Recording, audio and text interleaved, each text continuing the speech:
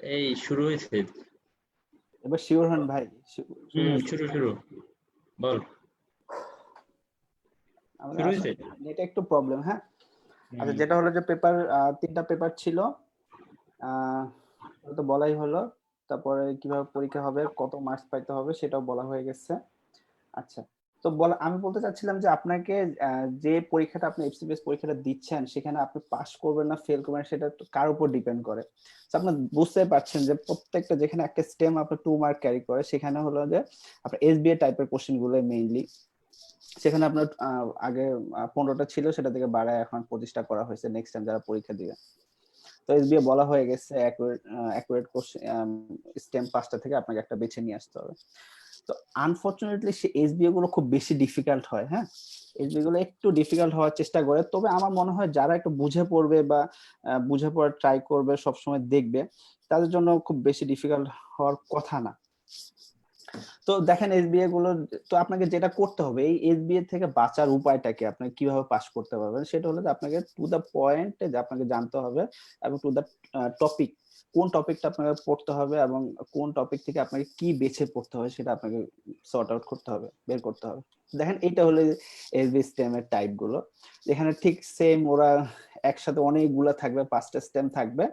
এই 5টা স্টেম থেকে আপনাকে একটা বেছে নিতে হবে মোস্ট অ্যাকুরেট। দেখেন 15টা, বা আমরা যখন পরীক্ষা দিচ্ছিলাম তখন 15টা ছিল। সেই 15টা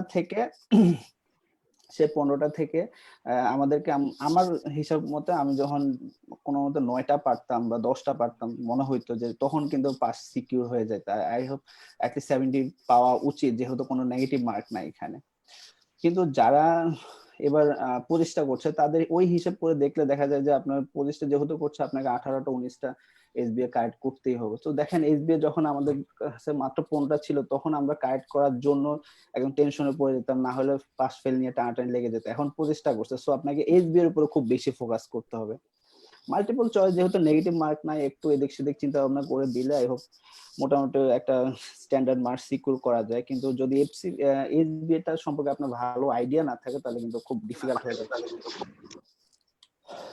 ঠিক আছে, এটা হলো এসবিএ স্টেম, এরকম থাকে, এতে বের করে নিয়ে আসতে হবে। ওকে, গুড নিউজটা কি হলো, time is not a big deal. এখানে টাইম কোনো সমস্যা না, আপনাকে নিয়ার অ্যাবাউট 2 আওয়ার্স থাকবে। আই হোপ আর একটু কম, 1 ঘন্টা 45 মিনিট মনে হয় এই টাইমটা দেওয়া থাকে, সেটাতে কোনো নেগেটিভ মার্ক নাই।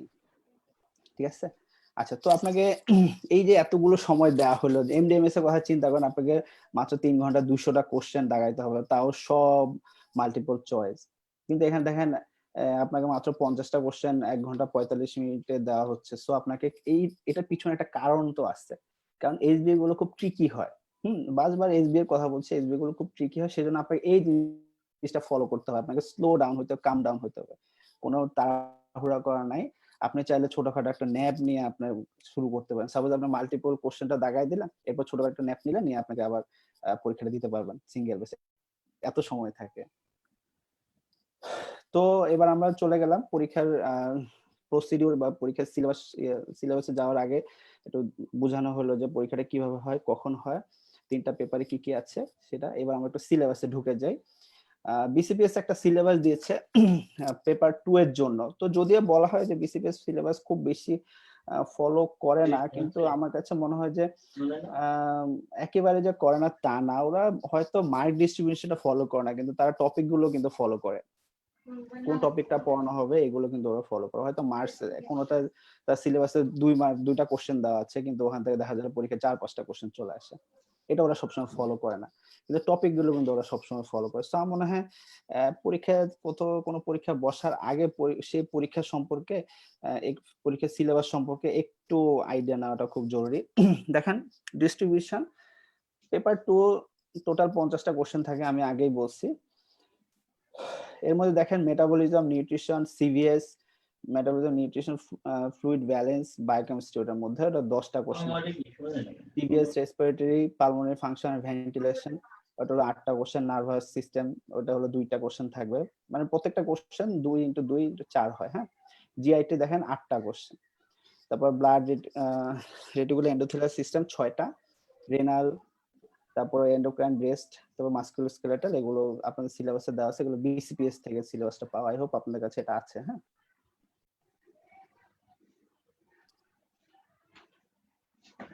ওকে, তারপর হলো ফার্মাকোলজি, অ্যান্টিবায়োটিক্স, অ্যানেস্থেটিক্স, অ্যানালজেসিয়া, আইনোট্রপস, এগুলোতে 3টা কোশ্চেন থাকবে, বায়োস্ট্যাটিস্টিক্স আপনার 2টা কোশ্চেন থাকবে। এটা হলো বিসিপিএস থেকে এই সিলেবাসটা পাওয়া। ওকে, আচ্ছা দেখেন, এবার এই সিলেবাসটা যে এরা দিল, এটা একটা গ্রস, এই সিলেবাসে যেটা আলোচনা করা হয়েছে এটা একটা গ্রস আইডিয়া দেওয়া হয়েছে। এইটার মানে আন্ডারে এই জিনিসগুলো আরো ডেসক্রিপটিভ আকারে দেওয়া হয়েছে, বিভিন্ন জিনিস, যে মেটাবলিজম থেকে আপনাকে কি পড়তে হবে, সিভিএস থেকে আপনাকে কোন জিনিসটা পড়তে হবে, রেসপিরেটরি সিস্টেম থেকে কোন পড়তে হবে, এগুলো অনেক কথাবার্তা দেওয়া আছে। তো একটা স্টুডেন্ট যখন পড়াশোনা শুরু করবে তখন কিন্তু এগুলো দেখে সে কিছু বুঝবে না, যে আপনাকে কোন জিনিসটা পড়তে হবে, এই জিনিসগুলো আপনার বুঝবেন। সো আমার মনে হয় আমরা আমাদের জেনেসিসে যারা ক্লাস করায় তারা সবাই বলে দেওয়ার চেষ্টা করে যে আপনারা কোন জিনিসটা পড়বেন। আই হোপ ওইটা ফলো করলে আপনাদের এই জিনিসগুলো আর দেখা লাগবে না। হ্যাঁ, এটা জাস্ট একটু দেখানোর জন্য। যেগুলো দেখেন এগুলো ডেসক্রিপটিভ আকারে বিসিপিএস থেকে দেওয়া হয়েছে। আচ্ছা, তো আপনাকে কি পড়তে হবে, এই জিনিসটা খুবই ভাইটাল একটা জিনিস, যে আপনাকে কি পড়তে হবে সেইটা যদি আপনি জানতে, আপনি সেটা আপনাকে মাথায় রাখতে হবে যে আপনি এফসিপিএস সার্জারি পরীক্ষা দিচ্ছেন, আপনি এফসিপিএস মেডিসিন পরীক্ষা দিচ্ছেন না। সো আপনি যদি মাথায় এটা থাকে যে আপনি সার্জারি পরীক্ষা দিচ্ছেন, তাহলে কিন্তু আপনি আই হোপ অলমোস্ট আপনার অধিকাংশ জিনিস যে আপনাকে কি পড়তে হবে সেটা আপনি জেনে যাবেন। সাপোজ আমি একটা নর্মাল একটা কথা বলি, যে মাইক্রোবায়োলজি কথাই ধরি। তো সাপোজ একটা পেশেন্ট, ভিব্রিও কোলের কথাটা আমি ধরি। ভিব্রিও কোলের খুব ইম্পর্টেন্ট একটা ব্যাকটেরিয়া, কিন্তু আমি কখনো দেখি না, আপনাকে দেখছেন কিনা আমি জানি না, আমি কখনো দেখিনি সেটা সার্জারিতে আসছে। যেমন টিটেনাস, টিটেনাস সেটা সার্জারি রিলেটেড একটা কোশ্চেন, কারণ সার্জারি ওইসব ইনফেকশন হলে, টিটেনাস দিয়ে হলে তাদের সার্জারি ইন্টারভেনশন লাগে, অনেক কিছু লাগে, স্টেফাইলোকক্কাস এগুলো। সো আপনার যদি মাথায় থাকে যে আপনি সার্জারি পরীক্ষা দিতে চাচ্ছেন, তাহলে কিন্তু আপনি বুঝে যাবেন যে আপনার জন্য কোন টপিকটা বেশি ইম্পর্টেন্ট। সো আপনি যখনই পড়তে যাবেন তখন অবশ্যই এটা মাথায় রেখে যাবেন, আপনি মেডিসিনের জন্য পড়াশোনা করতে যাচ্ছেন না, আপনি পড়াশোনা করতে যাচ্ছেন সার্জারির জন্য, ঠিক আছে? এবং আমার কাছে মনে হয় যে কোনো পরীক্ষা বসার আগে আপনাকে সব সময় সেই পরীক্ষার কোন কোশ্চেন আসে, সেই পরীক্ষার কোশ্চেনের প্যাটার্নটা কি সেটা আপনাকে জানতে হবে। সাপোজ ইউকে বেসিস যে পরীক্ষাগুলো হয়, এমআরসিবি বা এমআরসিএস, সেই পরীক্ষাগুলো যেটা হলো যে ওরা কিন্তু ওদের পড়াশোনার প্যাটার্নটা হলো কোশ্চেন প্যাটার্ন। আগে ওরা একটা কোশ্চেন দেখাবে, সেই কোশ্চেনটা দেখানোর পরে তারা একটা টপিক, ওদের যে বইগুলো থাকে আর কি, ইএমআরসিএস বলেন, যেগুলো পাস টেস্ট বলেন, তারপর ওগুলো ডেসক্রিপটিভ আকারে দেয়। সো আপনি কোশ্চেনটা যখন পড়ে তার স্টেম গুলো দেখবেন, তাহলে কিন্তু আপনার বুঝে যাবেন যে আপনার পরে যখন ডেসক্রিপশনটা পড়বেন তখন আপনি বুঝে যাবেন যে আপনাকে কোন জিনিসটা বেছে নিতে হবে, ঠিক আছে? সো আপনাকে অবশ্যই প্রিভিয়াস এফসিপিএস পরীক্ষার কোশ্চেন সলভ করতে হবে, কারণ এখানে অনেক রিপিটেশন হয়। এবার আমরা শুরু করি, যে এবার চ্যাপ্টার ওয়াইজ চলে যাই। যে প্রথমে দেখেন এন্ডোক্রাইনোলজি।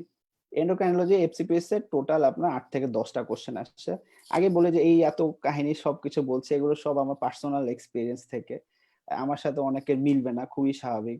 হয়তো আমি কেউ এন্ডোক্রাইনোলজিকে ফার্স্টে রাখছি, কেউ হয়তো কে বলে যে ফিজিওল রেসপিরেটরি সিস্টেমকে ফার্স্টে রাখতে পারে। এটা যার যার ম্যান টু ম্যান ভ্যারি করে। সো আমি চেষ্টা করছি আমার মানে সাইড থেকে আপনাদেরকে হেল্প করা। তো দেখেন এফসিপিএস এ 8 থেকে 10টা কোশ্চেন এন্ডোক্রাইনোলজিতে আসছে। তো এই এন্ডোক্রাইনোলজি ফার্স্টে যদি আপনি চ্যাপ্টারটা পড়াশোনা শুরু করেন, তাহলে আপনাকে যেটা করতে হবে সেটা আপনার ক্লাসিফিকেশন দিয়ে শুরু করতে হবে। ক্লাসিফিকেশনে কোন জিনিসটা সবচেয়ে বেশি ইম্পর্টেন্ট, অনেক ধরনের ক্লাসিফিকেশন আছে ওখানে। তো সেখানে হলো এই ক্লাসিফিকেশনের মধ্যে অনেক ধরনের ক্লাসিফিকেশন, এর মধ্যে হলো যে আপনাকে নেচার, হরমোনের নেচার অনুযায়ী ক্লাসিফিকেশন আছে, সেটা আপনাকে পড়ে ফেলতে হবে। তো প্রত্যেকটা হরমোনের সোর্স, হরমোনের mechanism, action, site of action, function and hyper secretion and regulation, এগুলো খুব বেশি ইম্পর্টেন্ট, এগুলো আপনাকে জানতেই হবে। এবার একটা জিনিস হলো প্রোল্যাকটিন, এমন একটা হরমোন যেটা সামহাও কোনো কারণে সার্জারি বিসিপিএস খুব বেশি লাইক করে প্রোল্যাকটিনটা। তো প্রোল্যাকটিন থেকে সব সময় পরীক্ষায় আসে, এফসিপিএস পরীক্ষায়, সার্জারিতে পরীক্ষায় আসে, আমি সবসময় দেখে আসছি। তো ওকে, সেজন্য প্রোল্যাকটিন খুব ভালো করে পড়তে হবে। কিছু জিনিস আছে প্রোল্যাকটিন সিক্রেশন বাড়ায়, কিছু জিনিস আছে প্রোল্যাকটিন সিক্রেশন কমায়, সেই জিনিসটা আপনাকে জেনে ফেলতে হবে। হ্যাঁ, আচ্ছা। তো তারপর দেখেন গ্রোথ হরমোন।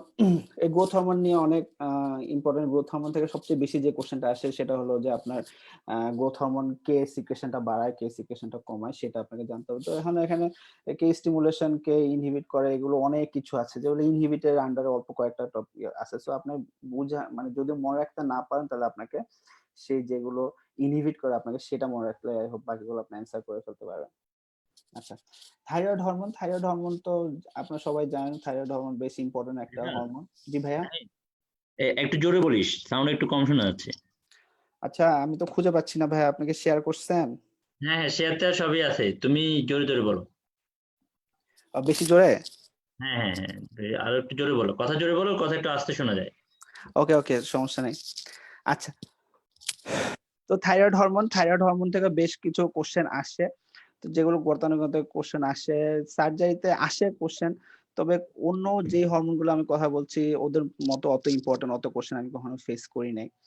তারপর হলো প্যারাথাইরয়েড হরমোন। হ্যাঁ, প্যারাথাইরয়েড হরমোন এত বেশি পরীক্ষা আসে সার্জারিতে, চিন্তারও বাইরে। কারণ আপনি যখন বিসিপিএস এর সিলেবাসটা দেখবেন তখন দেখবেন যে সেখানে আহ, একটা আলাদা হেডলাইন করে লেখা আছে যে ক্যালসিয়াম। এবং এই ক্যালসিয়াম এমন একটা জিনিস, আমি যাদেরকে ক্লাস নিয়েছিলাম আগে তারা জানেন যে ক্যালসিয়াম আমি কত চেষ্টা করে ক্যালসিয়ামটাকে বোঝানোর চেষ্টা করি সবাইকে। কারণ ক্যালসিয়াম থেকে আপনি যখন পরীক্ষা দিবেন আপনাকে একটা থেকে দুইটা মিনিমাম কোশ্চেন আপনার পেপার 2 এবং পেপার 3 মিলে আপনাকে ফেস করতেই হবে, এটা নিয়ে কোনো ডাউট নেই। ঠিক আছে? সো যখন আপনার প্যারাথাইরয়েড হরমোন চলে আসবে তখন কিন্তু আপনার ক্যালসিয়াম চলে আসবে। প্যারাথাইরয়েড হরমোন কোথা থেকে রিলিজ হয়, সেটার অ্যাকশনটা কিভাবে, সে অস্টিওব্লাস্টকে অ্যাক্টিভ করে না অস্টিওক্লাস্টকে অ্যাক্টিভ করে, তারপর কিডনির উপর তার ফাংশনটা কি, সে ভিটামিন ডি এর সাথে তার রিলেশনটা কি, এই জিনিসগুলো বারবার ঘুরে ফিরে সব সময় আসবে আপনার এফসিপিএস সার্জারিতে। তারপর হলো অ্যাড্রিনাল কর্টেক্স, অ্যাড্রিনাল গ্ল্যান্ডের হলো কর্টেক্স আর মেডালা। এবার কর্টেক্স থেকে যে তিনটা হরমোন তাদের সোর্সটা কোন জায়গায়, তারপর তাদের বায়োসিনথেসিস, এই জিনিসগুলো আসে। যদি আপনার এনজাইমের ডিফেক্ট হয় তাহলে কি কি অ্যাবনর্মালিটি হবে, এই জিনিসগুলো আপনার প্রায় সময় পরীক্ষায় আসে।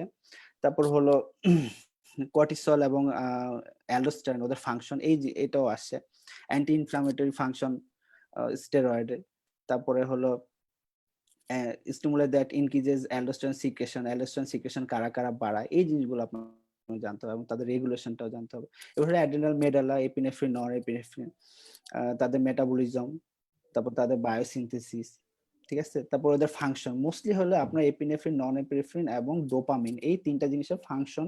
সিভিএস মনে রাখতে হবে যে তাদের মেটাবলিক এন্ড সিভিএসটা আগে লেখা উচিত ছিল। তাদের সিভিএস এর উপর ফাংশনটা খুব বেশি আসে। ফিওক্রোমোসাইটোমা, এই ফিওক্রোমোসাইটোমা এটা আপনারা বেরি ল্যাব থেকে পড়ে নেবেন, এটা বেশ ইম্পর্টেন্ট। তারপরে ইনসুলিন আসে, ইনসুলিন মোটামুটি আসে। ইনসুলিন থেকে যেটা আসে আমার মনে হয় ইনসুলিন এফসিপিএস এ ইনসুলিনের চাইতে ইনসুলিনটা রেসিডেন্সি তো খুব বেশি ইম্পর্টেন্ট। হ্যাঁ, এফসিপিএস এ ইনসুলিনটা খুব বেশি আসে না মোটামুটি, এই জন্য আমি অত স্টার্ট দেই না, কিন্তু রেসিডেন্সি তো খুব বেশি আসে। ইনসুলিনের জন্য কি কি ইনসুলিনের সোর্স আপনারা জানেন, ইনসুলিন স্ট্রাকচার, কয়টা অ্যামাইনো অ্যাসিড থাকে এই স্ট্রাকচার, তারপর মেটাবলিক ফাংশনটা কি, রেগুলেশন, ইনসুলিন সিক্রেশন, কারা কারা কোন কোন জিনিস ইনসুলিন সিক্রেশন বাড়ায়, ইনসুলিন সিক্রেশন, এই জিনিসটা খুব মোস্টলি আসে। এবং বিভিন্ন জায়গায় তার অ্যাকশন, ফ্যাটের উপর তার অ্যাকশন, মাসেলের উপর অ্যাকশন, এই জিনিসগুলো আসে পরীক্ষায়। এবার হলো পোস্টেরিয়র পিটুইটারি। একটা জিনিস হলো যে পোস্টেরিয়র পিটুইটারি আর অ্যান্টেরিয়র পিটুইটারি। অ্যান্টেরিয়র পিটুইটারি যে পাঁচটা হরমোন সেটা কিন্তু সোললি অ্যান্টেরিয়র পিটুইটারি থেকে প্রোডিউস হয়। আমরা তো সবাই এখানে যে পোস্টের পিরিয়ড থেকে অনলি দুইটা হরমোন থাকে, একটা হলো অক্সিটোসিন আর একটা হলো এডিএইচ। এরা কিন্তু হাইপোথ্যালামাসে প্রোডিউস হয়ে নিউরো হাইপোফাইসিস পোস্টের পিরিয়ডারিতে চলে আসে, এক্সন দিয়ে এসে রিলিজ হয়। তো ওরা কিন্তু পোস্টের পিটুইটারি হরমোন না, ওরা হাইপোথ্যালামাসে প্রোডিউস হয়, পোস্টের পিটুইটারি হয়, পোস্টের পিটুইটারি থেকে তার রিলিজ হয়। এই জিনিসগুলো জানতে হবে। অক্সিটোসিন আছে ইম্পর্টেন্ট, কিন্তু আপনার এডিএইচ মোস্ট ইম্পর্টেন্ট একটা জিনিস, যেটা হলো রেনাল সিস্টেম, আমি বলার ট্রাই করব। তারপর হলো এএনপি, অ্যাট্রিয়াল নাইট্রেটিক পেপটাইড। আপনারা সবাই জানেন যে এএনপি যে ব্যাপারটা হলো যে বডির ভলিউমটা রেগুলেট করার জন্য এএনপি এত বেশি দরকার হয়। কারণ কি, আপনার যখন ব্লাড ভলিউমটা বেড়ে যাবে তখন কি হবে, রাইট অ্যাট্রিয়াম এসে প্রেসার ক্রিয়েট করবে, সে রাইট অ্যাট্রিয়াম থেকে আপনার এএনপিটা রিলিজ হবে। তা এই এনপিটা যে কি কাজ করে, জাস্ট আপনাকে মনে রাখতে হবে যে এনজিওটেনসিন 2 অথবা ক্যাটেকোলামাইন্সের যে ফাংশন, ঠিক তার উল্টা ফাংশনটাই হলো এএনপি। তারপরে হলো এএনপি এর মাঝে মাঝে আসে এই জিনিসগুলো দেখতে হবে এন্ডোক্রাইনোলজি, এগুলো মাস্ট, মানে এইগুলো বলার কথা হলো যে আপনার এই শুধু এগুলোই পড়ে যাবেন, বাকি সব তো পড়বেন, কিন্তু এই জিনিসগুলো না দেখে আপনার পরীক্ষা যাওয়া যাবে না, এটা মাথায় রাখতে হবে। ওকে, তারপর হলো endocrinology of why breast and development test. এটা আপনাকে মাথায় রাখতে হবে যে আপনার যখন এই জিনিসটা থেকে, এখানে ছোট্ট একটা জিনিস, এই জিনিসটা থেকে আপনাকে মিনিমাম 2টা থেকে 3টা কোশ্চেন ফেস করতেই হবে। মিনিমাম 2টা কোশ্চেন আপনাকে ফেস করতে হবে, সব সময় আসে, আমি দেখছি যে সব সময় এটা আসে। তো যেখানে হলো sex hormones and their sources, কোন কোন জায়গা থেকে আসছে, ফাংশনাল ইস্ট্রোজেন আর প্রোজেস্টেরন মোস্ট ইম্পর্টেন্ট, এবং টেস্টোস্টেরনটা লিখতে আমি ভুলে গেছি, টেস্টোস্টেরনটা জানতে হবে। Mammary glands and lactation, oestrogen and prolactin. হ্যাঁ, তারপর হলো রেগুলেশন স্পার্মাটোজেনেসিস, একটা পাথ হয়ে আছে, স্পার্মাটোজেনেসিস কি হয়, স্পার্ম কিভাবে প্রোডিউস ম্যাচিউর হয়, লেডিক সেলের উপর কে কাজ করে, সার্টলি সেলের উপর কে কাজ করে, কে পজিটিভ ফিডব্যাক দিচ্ছে বা নেগেটিভ ফিডব্যাক দিচ্ছে, এই জিনিসটা আপনাকে জানতে হবে। কারণ এই যে ফ্লো চার্টটা আছে এটা কিন্তু জ্ঞান আছে বা যেখান থেকে দেওয়া আছে, আপনার জেনেসিস শীটও হয়তো দেওয়া আছে, তো ওখান থেকে কিন্তু জানতে হবে, কারণ এর ভিতর থেকে আপনাকে কোশ্চেন দিয়ে দেয় এফসিপিএস সার্জারিতে। তো ফাংশনাল টেস্টোস্টেরন, এবং এই যে লাস্টে একটা সিমেনের কম্পোজিশন, তা আপনার হয়তো প্রিভিয়াস কোশ্চেন ঘাটলে দেখবেন যে সামহাও কোন সিমেনের কম্পোজিশন কয়েকবার এফসিপিএস পরীক্ষা আসছে, ঠিক আছে? তো সিমেনের কম্পোজিশন আপনাকে পড়ে ফেলতে হবে। ওকে, তো দেখেন, চলেন আমরা এবার একটু দেখি যে growth of the mammary glands at puberty depends on. এটা কিন্তু একটা এফসিপিএস পরীক্ষার কোশ্চেন। আপনারা যারা যারা, আমরা একটু কোশ্চেন সলভ করে ট্রাই করবো, আসলে বলে তো লাভ, সব বলে তো যাবো, এগুলো সব হয়তো আপনারা চাইলেও পেয়ে যাবেন, কিন্তু কোশ্চেনের প্যাটার্নটা কি, আমি যে কোশ্চেনগুলো সেট করার ট্রাই করছি এগুলো কোনো না কোনো সময় এফসিপিএস পরীক্ষা আসছে, তো আপনার একটু আইডিয়া নিতে হবে যে কোশ্চেনের প্যাটার্নটা কি, কোশ্চেন গুলো কিভাবে আসে। তো আপনারা দেখেন, যারা পারেন অ্যান্সার গুলো করেন, আমি একটু দেখি যে আপনারা কেউ কেউ পারছেন কিনা, জাস্ট অল্প একটু সময় নিব। ভাইয়া, আমি তো খুঁজে পাচ্ছি না, কই কোনটা লাইভ চলছে? লাইভ হচ্ছে, তুমি ইয়াতে যাও, জেনেসিস ক্যাফে গ্রুপের একেবারে প্রথম দিকে আছে দেখো, অথবা এই জেনেসিস ক্যাফে গ্রুপে যাও। আচ্ছা, দেখছি। ওকে, এটা শেয়ার করে দিচ্ছি। শেয়ার করে দাও, তুমি কমেন্ট গুলো দেখো এখনো। আচ্ছা, ট্যাগ করতেছে তো কমেন্ট করছে। একজন জানতে চাইছে যে অপথ্যালমোলজি সিলেবাস বলে দাও, যে অপথ্যালমোলজি একটু আলাদা। হ্যাঁ, অপথলমোলজি না, এটা লাইভ শুনতে পাচ্ছে না? হ্যাঁ হ্যাঁ, শুনতে পাচ্ছে, বলো, সমস্যা নেই। আচ্ছা, লাউড এন্ড ক্লিয়ার বলছে তো। আচ্ছা, অপথলমোলজির ব্যাপারটা হলো যে অপথলমোলজি আর ইএনটি দুইটা জিনিস, হ্যাঁ, এই দুইটা জিনিসের কিন্তু সিলেবাস একদম ডিফারেন্ট। অপথলমোলজির সাথে আপনি নরমাল যে বেসিক সার্জারি বা জেনারেল সার্জারি এটাকে মিলালে হবে না। অধিকাংশ সার্জারি ফ্যাকাল্টি যেটা হলো যে আপনার সব পরীক্ষাগুলো একসাথে হয়, সাপোজ আপনি চলে যাচ্ছেন অর্থোপেডিক্সে চলে শেয়ার যাচ্ছেন। দিছো ওইটা না, জি ভাইয়া। তুমি যেটা শেয়ার দিছো ওইটা না, একটাতে দেখো, ক্যাফে গ্রুপে গিয়ে হুম, নিচের দিকে যাও, ইজ লাইভ যেটা, ওইটা শেয়ার দাও। আপনি আমাকে তো একটু ইয়ে করেন না, ট্যাগ আচ্ছা, আমি করেন। তুমি বলছি না, এটা পাঠাচ্ছি লিঙ্কটা, তুমি বলতে থাকো। তোরে ওরা অ্যান্সার করছে? প্রোলেকটিন বলতেছে হ্যাঁ, অনেকে, প্রোলেকটিন বলতেছে, প্রোলেকটিন। আচ্ছা দেখেন, growth of the mammary, prolactin. আচ্ছা, growth of the mammary glands at puberty depends on, এই যে দেখেন ওরা কিন্তু বলছে প্রোলাকটিন। তো তো আমার অ্যান্সারটা হলো ইস্ট্রোজেন, ঠিক আছে? তো যেটা হলো যে মেমারি গ্ল্যান্ডের গ্রোথ যেটা, সেটা ডিপেন্ডস করে হলো আপনি ইস্ট্রোজেন বা মাইল্ডলি প্রোজেস্টেরন কিন্তু ওখানে হেল্প করে, কিন্তু যে মিল্ক প্রোডাকশন সেটা কিন্তু প্রোল্যাকটিনের উপর ডিপেন্ড করে, বুঝতে পারছেন? তো একটা ব্রেস্টের যে মেইন বাল্ক বা যে ফ্যাট ডিপোজিশন সেটা কিন্তু আপনার ইস্ট্রোজেন বা প্রোজেস্টেরন, মেইনলি ইস্ট্রোজেনের উপর ডিপেন্ড করে, কিন্তু মিল্ক প্রোডাকশনটা আপনার প্রোল্যাকটিনের উপর ডিপেন্ড করে।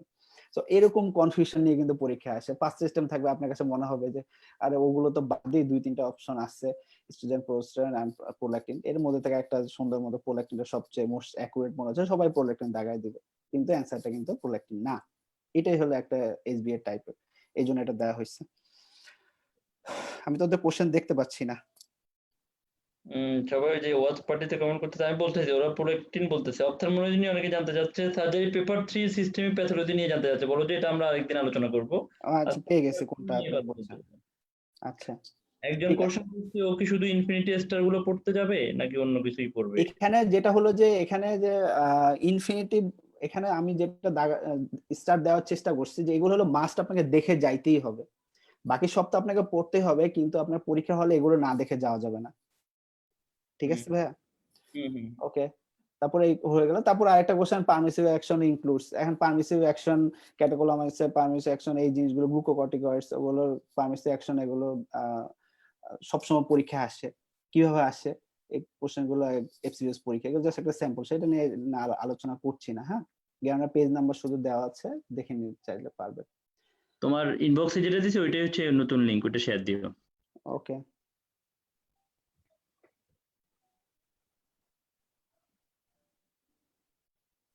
ওকে, আচ্ছা।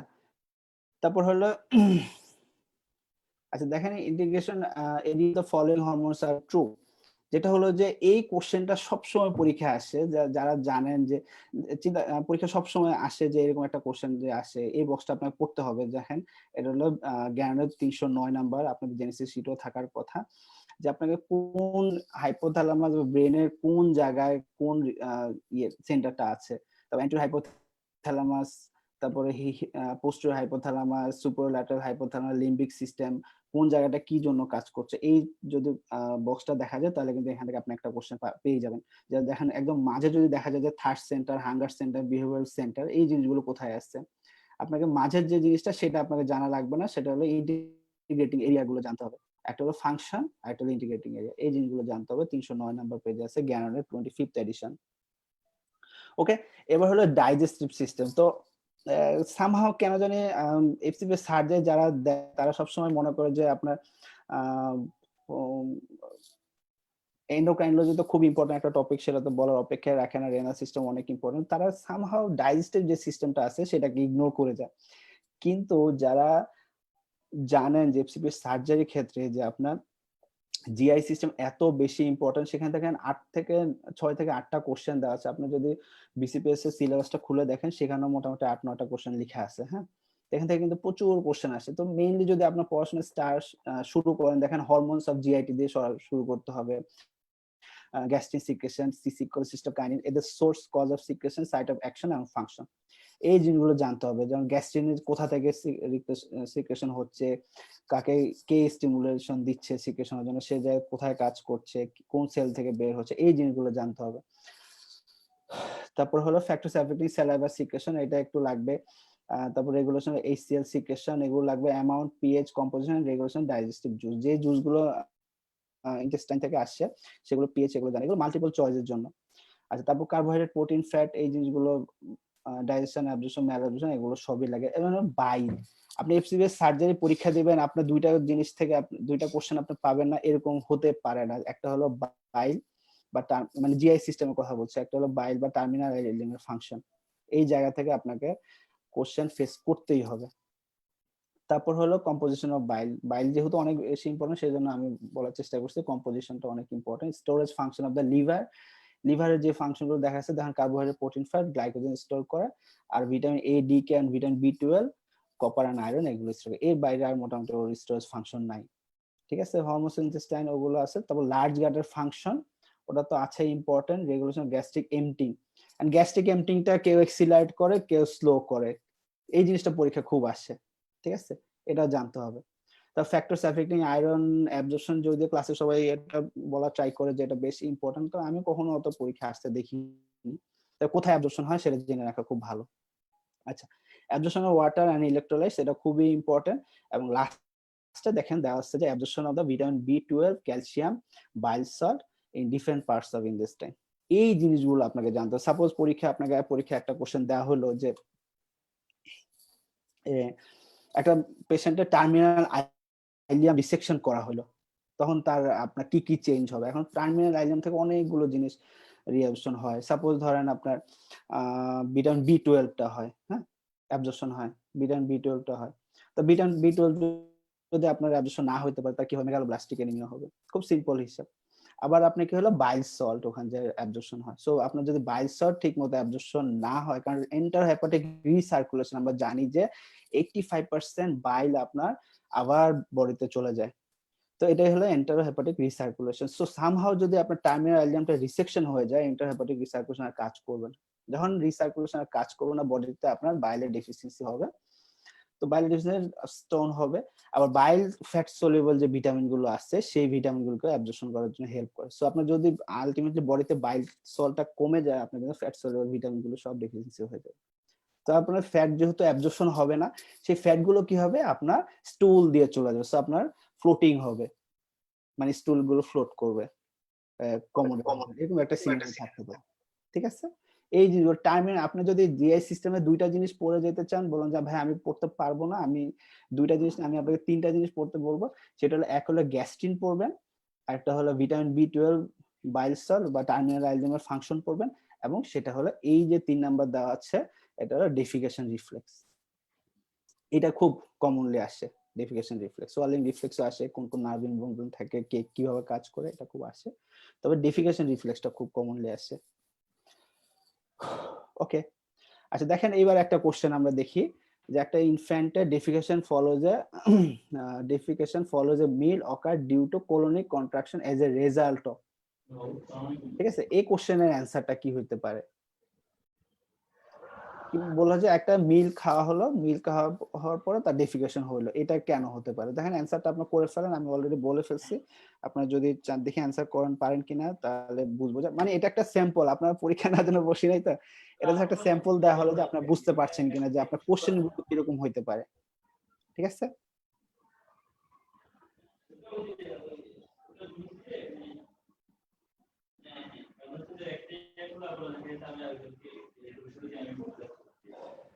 আপনি কি অ্যান্সার করছেন? আমি বুঝতে পারছি না।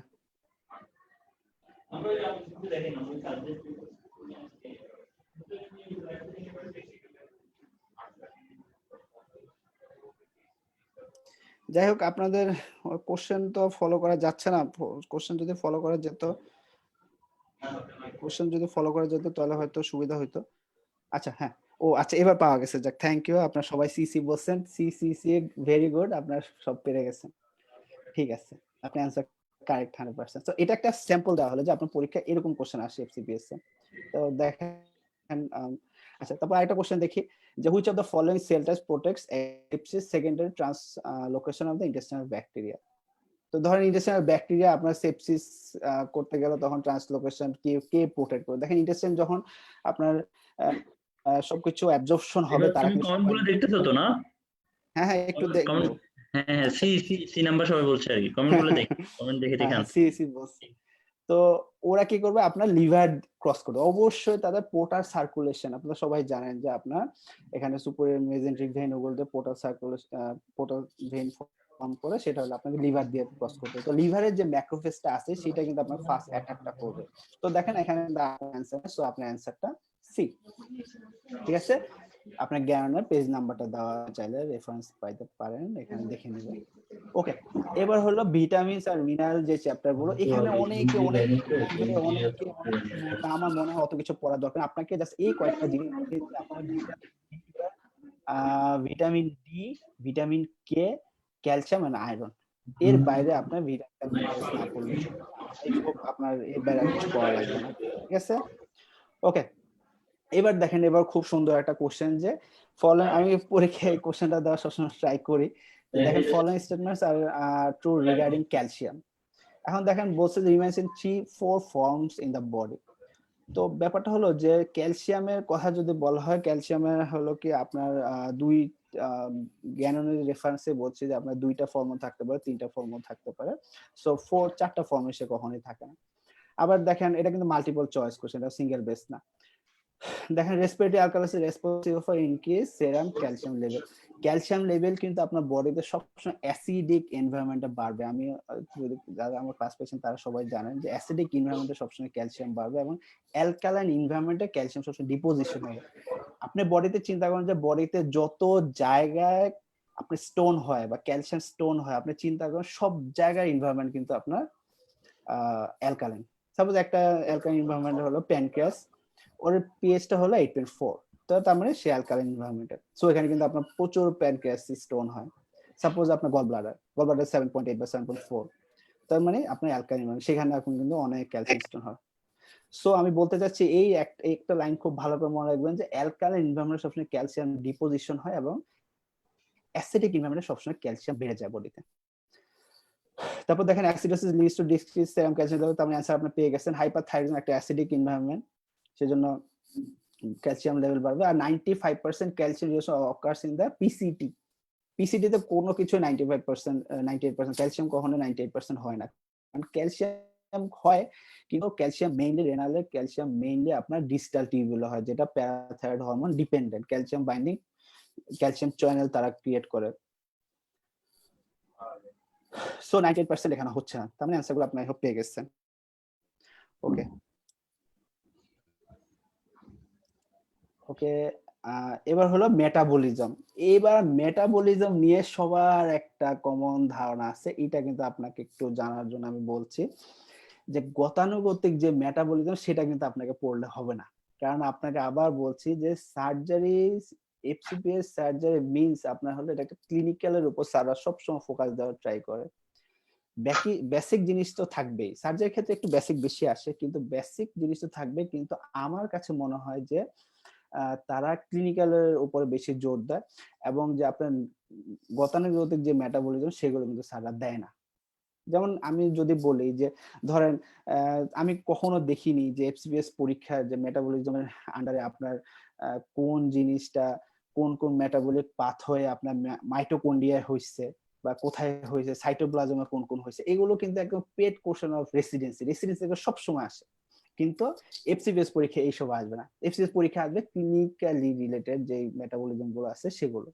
সো আমি কি বলছি, remember don't go for traditional biochemistry if you are short of time.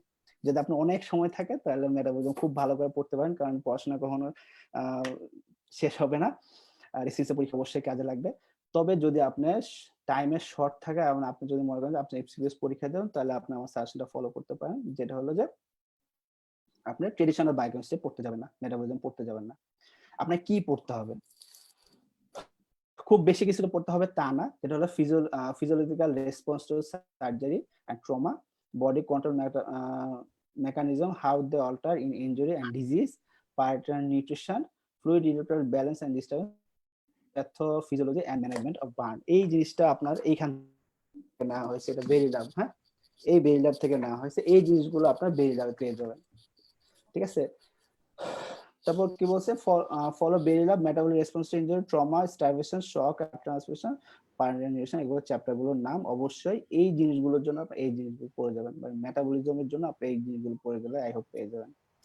তো একটা কোশ্চেন দেখেন, মেটাবলিজম ফিজিওলজি একটা কোশ্চেন কোন এক সময় আসছিল পরীক্ষায়। আচ্ছা, during metabolic response to injury which of the following hormone will be decreased. একটা যদি আপনার ইনজুরি হয়, ঠিক আছে, তাহলে তার মেটাবলিক রেসপন্সে অনেক এগুলো বাড়বে, কিছু হরমোন কমবে, কোনটা বাড়বে কোনটা কমবে, এরকম। এটা একটা এফসিপিএস পরীক্ষার স্যাম্পল, এরকম একটা সিঙ্গেল ওয়েজ পরীক্ষা আসে। আপনারা যদি কেউ অ্যান্সার পেয়ে থাকেন তাহলে আপনারা অ্যান্সারটা করতে পারেন। কেউ এখন অ্যান্সার দিল না।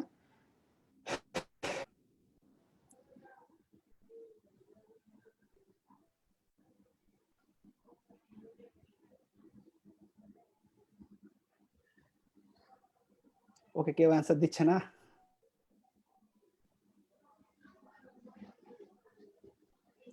অ্যান্সারটা হলো, এটা একটা বেরি ল্যাবের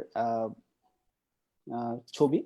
এই ছবিতে দেখেন যে আপনার ইনজুরি রেসপন্সে দেখেন সবগুলো হরমোন, এই সবগুলো হরমোন সব বেড়ে যাচ্ছে, এই সবগুলো হরমোন সব বেড়ে যাচ্ছে। কিন্তু দেখেন এইখানে দেখেন এই যে T3 থাইরয়েড হরমোন আপনার দেওয়া ছিল, থাইরয়েড হরমোন ছিল T3, দেখেন T3টা কমছে। সো এটা এরকম ফিগার যে কোশ্চেন গুলো আপনার প্রিন্সিপাল সার্জারি ফার্স্টের দিকে যে চ্যাপ্টার গুলো রেসপন্স, ওই জিনিসগুলো আপনার পরীক্ষা আসে। সো এটা কোনো এক সময় এফসিপিএস পরীক্ষা আসছিল, এবং আপনারাও কোনো না কোনো সময় এটা ফেস করবেন। সো আপনারা এই জিনিসগুলো পড়ে যেতে হবে, ঠিক আছে।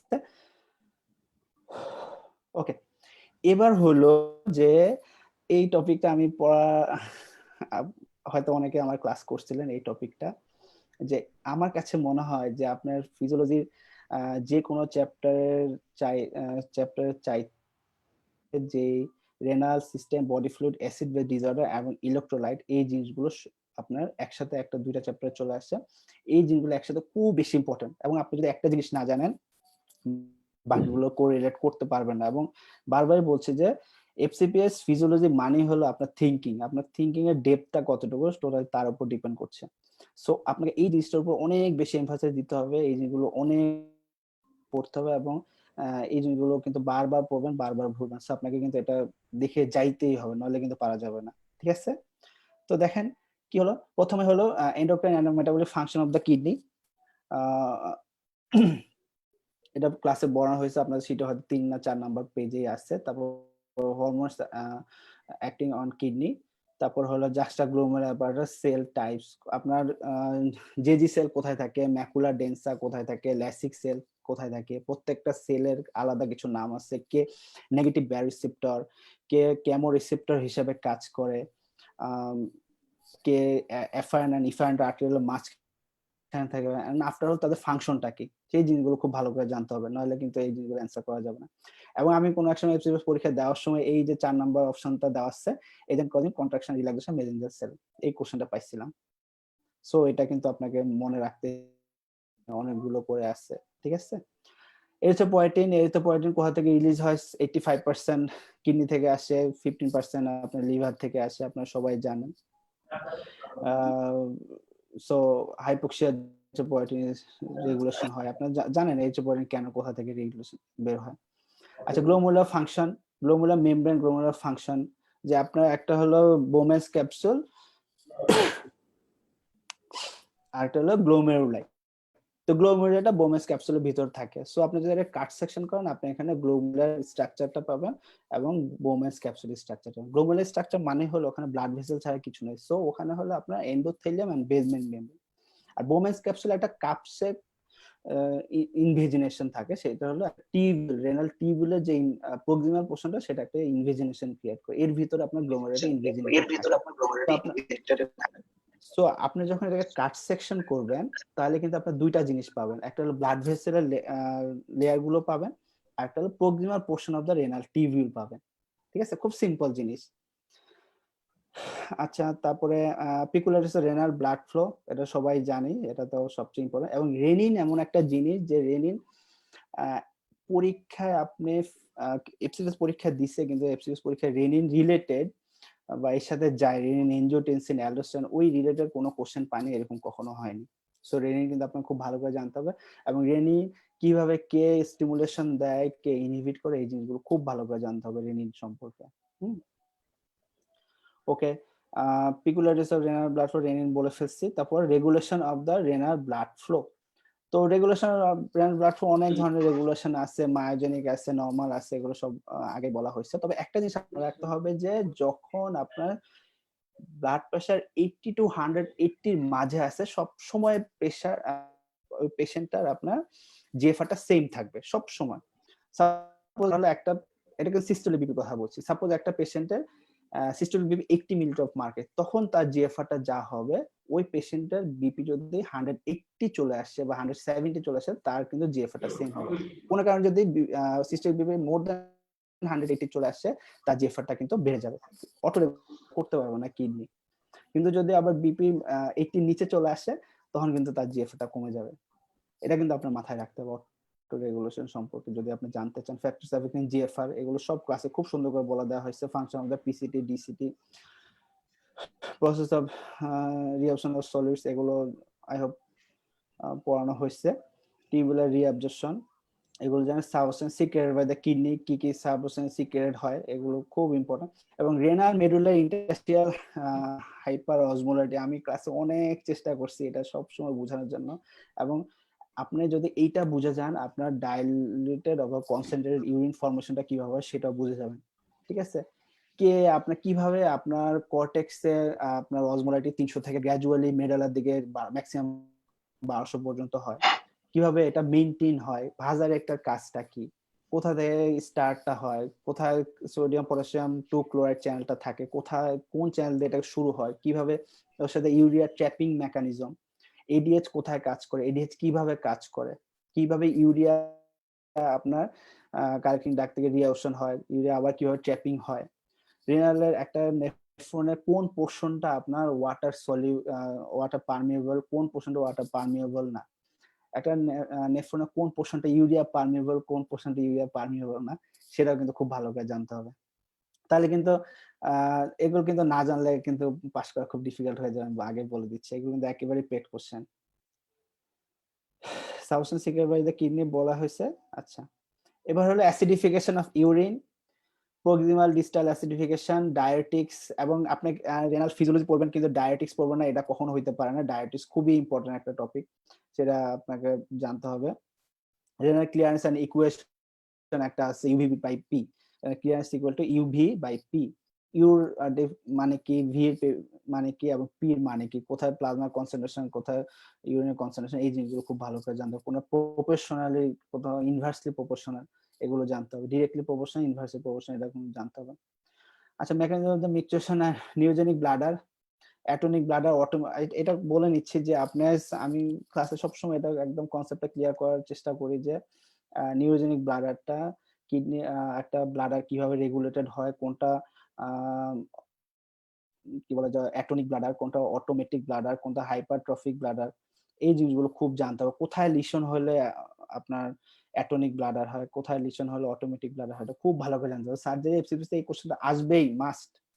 আপনারা যে প্রিভিয়াস কোশ্চেন ঘাটান, দেখবেন যে এই কোশ্চেনটা থেকে প্রচুর কোশ্চেন আসছে। তারপর body fluid compartment difference between the ECF, এখান থেকে এই যেটা বলা হয়েছে body fluid compartment different portion, difference between the ECF and ICF, এখান থেকে আপনাকে একটা কোশ্চেন ফেস করতে হবে। তো রেনিন অ্যাঞ্জিওটেনসিন অ্যালোসিন সিস্টেম আগেই বলছি, বডি রেগুলেশন জন্য এটা তার factors, regular transmembranal potassium flux, influx বা ইফ্লাক্স, কে কে ইফ্লাক্স করছে, কে ইনফ্লাক্স করছে, ইনসুলিন কি করছে, আলফা ব্লকার কি করছে, বিটা ব্লকার কি করছে, অ্যাসিডোসিস কি করছে, অ্যালকালোসিস কি করছে, হাইপার অসমোলারিটি, যদি ইসিএফ হাইপার অসমোলারিটি হয় তাহলে কি করছে, হাইপার অসমোলারিটি হলে কি করছে, এগুলো জানতে হবে। এটা খুব ইম্পর্টেন্ট, পটাশিয়াম। এবার দেখেন, এবার হলো ইলেকট্রোলাইটস। ইলেকট্রোলাইটস এর মধ্যে আপনাকে তিনটা ইলেকট্রোলাইট জানতে হবে, সোডিয়াম, পটাশিয়াম, ক্যালসিয়াম। এরা কিভাবে হাইপার হাইপার হচ্ছে, কনসিকুয়েন্স অর হাইপার হাইপার, এবং ইসিজি চেঞ্জেস। ইসিজি চেঞ্জেস দুইটা জিনিস জানতে হবে, একটা হলো পটাশিয়াম কি বলে যে, এবং calcium abnormalities. PR interval, hyper ক্যালসিয়ামে পিআর ইন্টারভ্যাল কি হয়, হাইপোক্যালসিয়ামে পিআর ইন্টারভ্যাল কি হয়। এখন মোস্ট ইম্পর্টেন্ট একটা কথা আমি আপনাকে বলতে চাই, সেটা হলো ইসিজি চেঞ্জেস। যে একটা লাস্ট বার একটা কোশ্চেন আমি দেখেছিলাম যে পটাশিয়াম যে হাইপার হাইপার ক্যালিমিয়া যে আপনার ইসিজি চেঞ্জ হয়, সেটা আবার আপনার অনেক ধরনের আছে। সাপোজ পটাশিয়ামের লেভেল উপর ডিপেন্ড করে, অনেক ধরেন পটাশিয়াম অনেক কমে গেল, তখন তার ইসিজি চেঞ্জটা একরকম হবে, তার একটু কমলো তার ইসিজি চেঞ্জটা হবে, বা বেড়ে গেল, এই ক্ষেত্রে এরকম একটা ছবি আকারে দেওয়া আছে আপনার জ্ঞানে, এটা অবশ্যই দেখে নেবেন। কারণ এই পরীক্ষাটা, এই কোশ্চেনটা গতবার আসছিল, পরীক্ষা আসছিল গতবার, মানে এর আগের বার আসছিল, যে নরমালি তো অ্যাজ এ হোল আমরা জানি টি ইনভার্সন, এইসব হাবিজাবি, এসটি ডিপ্রেশন, এগুলো, কিন্তু এর বাইরেও কিছু আছে, সেটা হলো আপনার জ্ঞান থেকে অবশ্যই জ্ঞান, এটা অবশ্যই পড়ে যেতে হবে, কারণ এটা পরীক্ষা আসে। এবার ক্যালসিয়াম মেটাবলিজম, আগেই বলছি বিসিপিএস এর সিলেবাসে ক্যালসিয়াম মেটাবলিজম সম্পর্কে বলে দেওয়া আছে। ক্যালসিয়াম আমার অনেক প্রিয়, যেহেতু এই চ্যাপ্টারটা আমিই পড়াই, তো এখান থেকে আপনাকে দুইটা কোশ্চেন আসবে, ঠিক আছে। লেখা আছে you will have to face at least 2 questions from paper 2 and paper 3, এটা পেপার 2 পেপার 3 থেকে আসবে। তারপর হলো acid base disorder, Henderson Hasselbalch ইকুয়েশনটা যদি আপনি জানেন, তাহলে কিন্তু আপনি অ্যাসিড বেস ডিসঅর্ডার চলে যাবেন। ওখানে প্যারামিটার কি কি চেঞ্জ হয়, ঠিক আছে, আপনার পিএইচ এর চেঞ্জটা কি হবে, পার্শিয়াল প্রেসার কার্বন ডাই অক্সাইডের কি হবে, আপনার বাইকার্বনেট কি হবে, এর সাথে মিল রেখে আপনার বেস ডেফিসিটটা কি হবে, এবং অ্যানায়ন গ্যাপটা কি হবে। আপনাকে 5টা প্যারামিটার জানতে হবে। তো পরীক্ষায় মোস্টলি আসে আপনার 3টা প্যারামিটার, যেটা হলো পিএইচ, আপনার বাইকার্বনেট, এবং পার্শিয়াল কার্বন ডাই অক্সাইড, এবং কম্পেনসেশন, যেগুলো এগুলো সবাই আপনাদের ক্লাসে যারা ক্লাস করছেন তারা সবাই খুব ক্লিয়ার করে দেওয়ার চেষ্টা করছে যে আপনার এখানে কোশ্চেন আসবে। তো সো আপনি যদি হেন্ডারসন হেসেলবার্গ ইকুয়েশনটা শুধু জানেন, তাহলে কিন্তু আপনি কোনটা ইনভার্সলি প্রপোর্শনাল, কোনটা ডিরেক্টলি প্রপোর্শনাল, এই জিনিসগুলো জেনে যাবেন। এবং অ্যানায়ন গ্যাপ রেসিডেন্সির জন্য খুব বেশি ইম্পর্টেন্ট, এফসিপিএস এ ডিরেক্টলি আমি কখনো তো আসছে দেখিনি। এবারে একটা কোশ্চেন দেখেন, একটা পিকুলিয়ার কোশ্চেন টাইপের দেখেন, in the presence of vasopressin, ঠিক আছে, the greatest fraction of the filtered water is absorbed in the, কোথায়, দেখেন কোন জায়গাতে আপনার ভেজোপ্রেসিনের প্রেজেন্সে greatest fraction of the filtered water absorb হয়।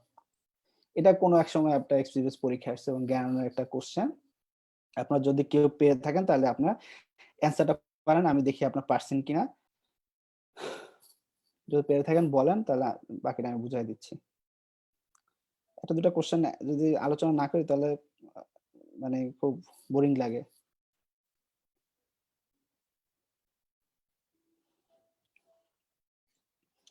যাই হোক, কেউ এই কোশ্চেন অ্যান্সার করছেন না।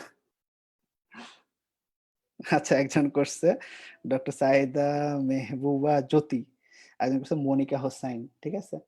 তো দেখেন এই জিনিসটা হলো যে ভেজোপ্রেসিন আপনার একটা নেফ্রনের গ্রেটেস্ট ফ্র্যাকশন কিন্তু আপনার প্রক্সিমাল টিউবুলে রিঅ্যাবসন হয়ে যায়। এখন এখানে আপনার ভেজোপ্রেসিন থাকুক কিংবা না থাকুক, ভেজোপ্রেসিন যখন এসে কাজ করে, ভেজোপ্রেসিনের কাজটা হলো সে কনসেন্ট্রেটেড অথবা ইউরিন হবে কি হবে না সেটা ডিপেন্ড করে ভেজোপ্রেসিনের উপর, শেষ পোরশন কালেক্টিং ডাক্ট ওই জায়গাটা। কিন্তু ম্যাক্সিমাম পোরশন কিন্তু আপনার পিসিটি তে রিঅ্যাবসন হয়ে যাচ্ছে। সো আপনার এখানে বলা হয়েছে যে ভেজোপ্রেসিনের প্রেজেন্সে গ্রেটেস্ট ফ্র্যাকশন, কিন্তু গ্রেটেস্ট ফ্র্যাকশন তো আপনার প্রক্সিমাল টিউবুলার রিঅ্যাবসন হচ্ছে। সো যদি কোশ্চেনটা এমন হতো in the absence of vasopressin the greatest fraction of the filter water is absorb in the, তাহলে কিন্তু আপনার প্রক্সিমাল টিউবুল হইতো। সো আপনার অ্যান্সারটা এখানে কিন্তু অ্যান্সারটা প্রক্সিমাল টিউবুল। সো আমি এটাই বলতে চাচ্ছি যে ভেজোপ্রেসিন থাকুক কিংবা না থাকুক, the greatest fraction of filter water absorb in the PCT. বুঝা গেছে? এটা কোনো এক সময় আসা একটা এফসিবিএস পরীক্ষার question. Okay, which of the following organ has this, এটা এবার এফসিবিএস পরীক্ষা আসছিল আপনাদের মকে একসময় হয়তো আমি দেওয়ার চেষ্টা করছিলাম। এবার লাস্ট বার এফসিবিএস পরীক্ষা আসছিল যে 100 গ্রাম টিস্যুতে কার সবচেয়ে বেশি অক্সিজেন দরকার হয়, ব্লাড ফ্লো দরকার হয়, সরি। এটা আই হোপ সবাই জানেন। অ্যান্সারটা তো দেখে ফেলছেন কিনা? অ্যান্সারটা পারলে কে বলেন, বলার চেষ্টা করি।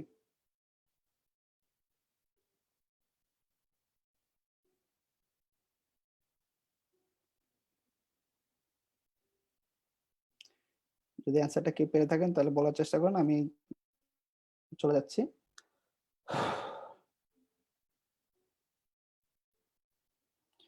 যাই হোক, কেউ তো অ্যান্সার করছে না। কিডনি বলে ফেলছে একজন, রুমানা আফরোজ, যা কি ইমু একজন বলে ফেলছে কিডনি, আপনার অ্যান্সার ট্রু। এটা আবার পরীক্ষা আসছিল। সো এই রিলেটেড একটা ফ্লো চার্ট বা একটা বক্স আপনার জ্ঞানে আছে, পেজ নাম্বার শুরুতে দেওয়া আছে, ওই জিনিসটা দেখে নিন। এটা অবশ্যই পরীক্ষা দেখতে হবে।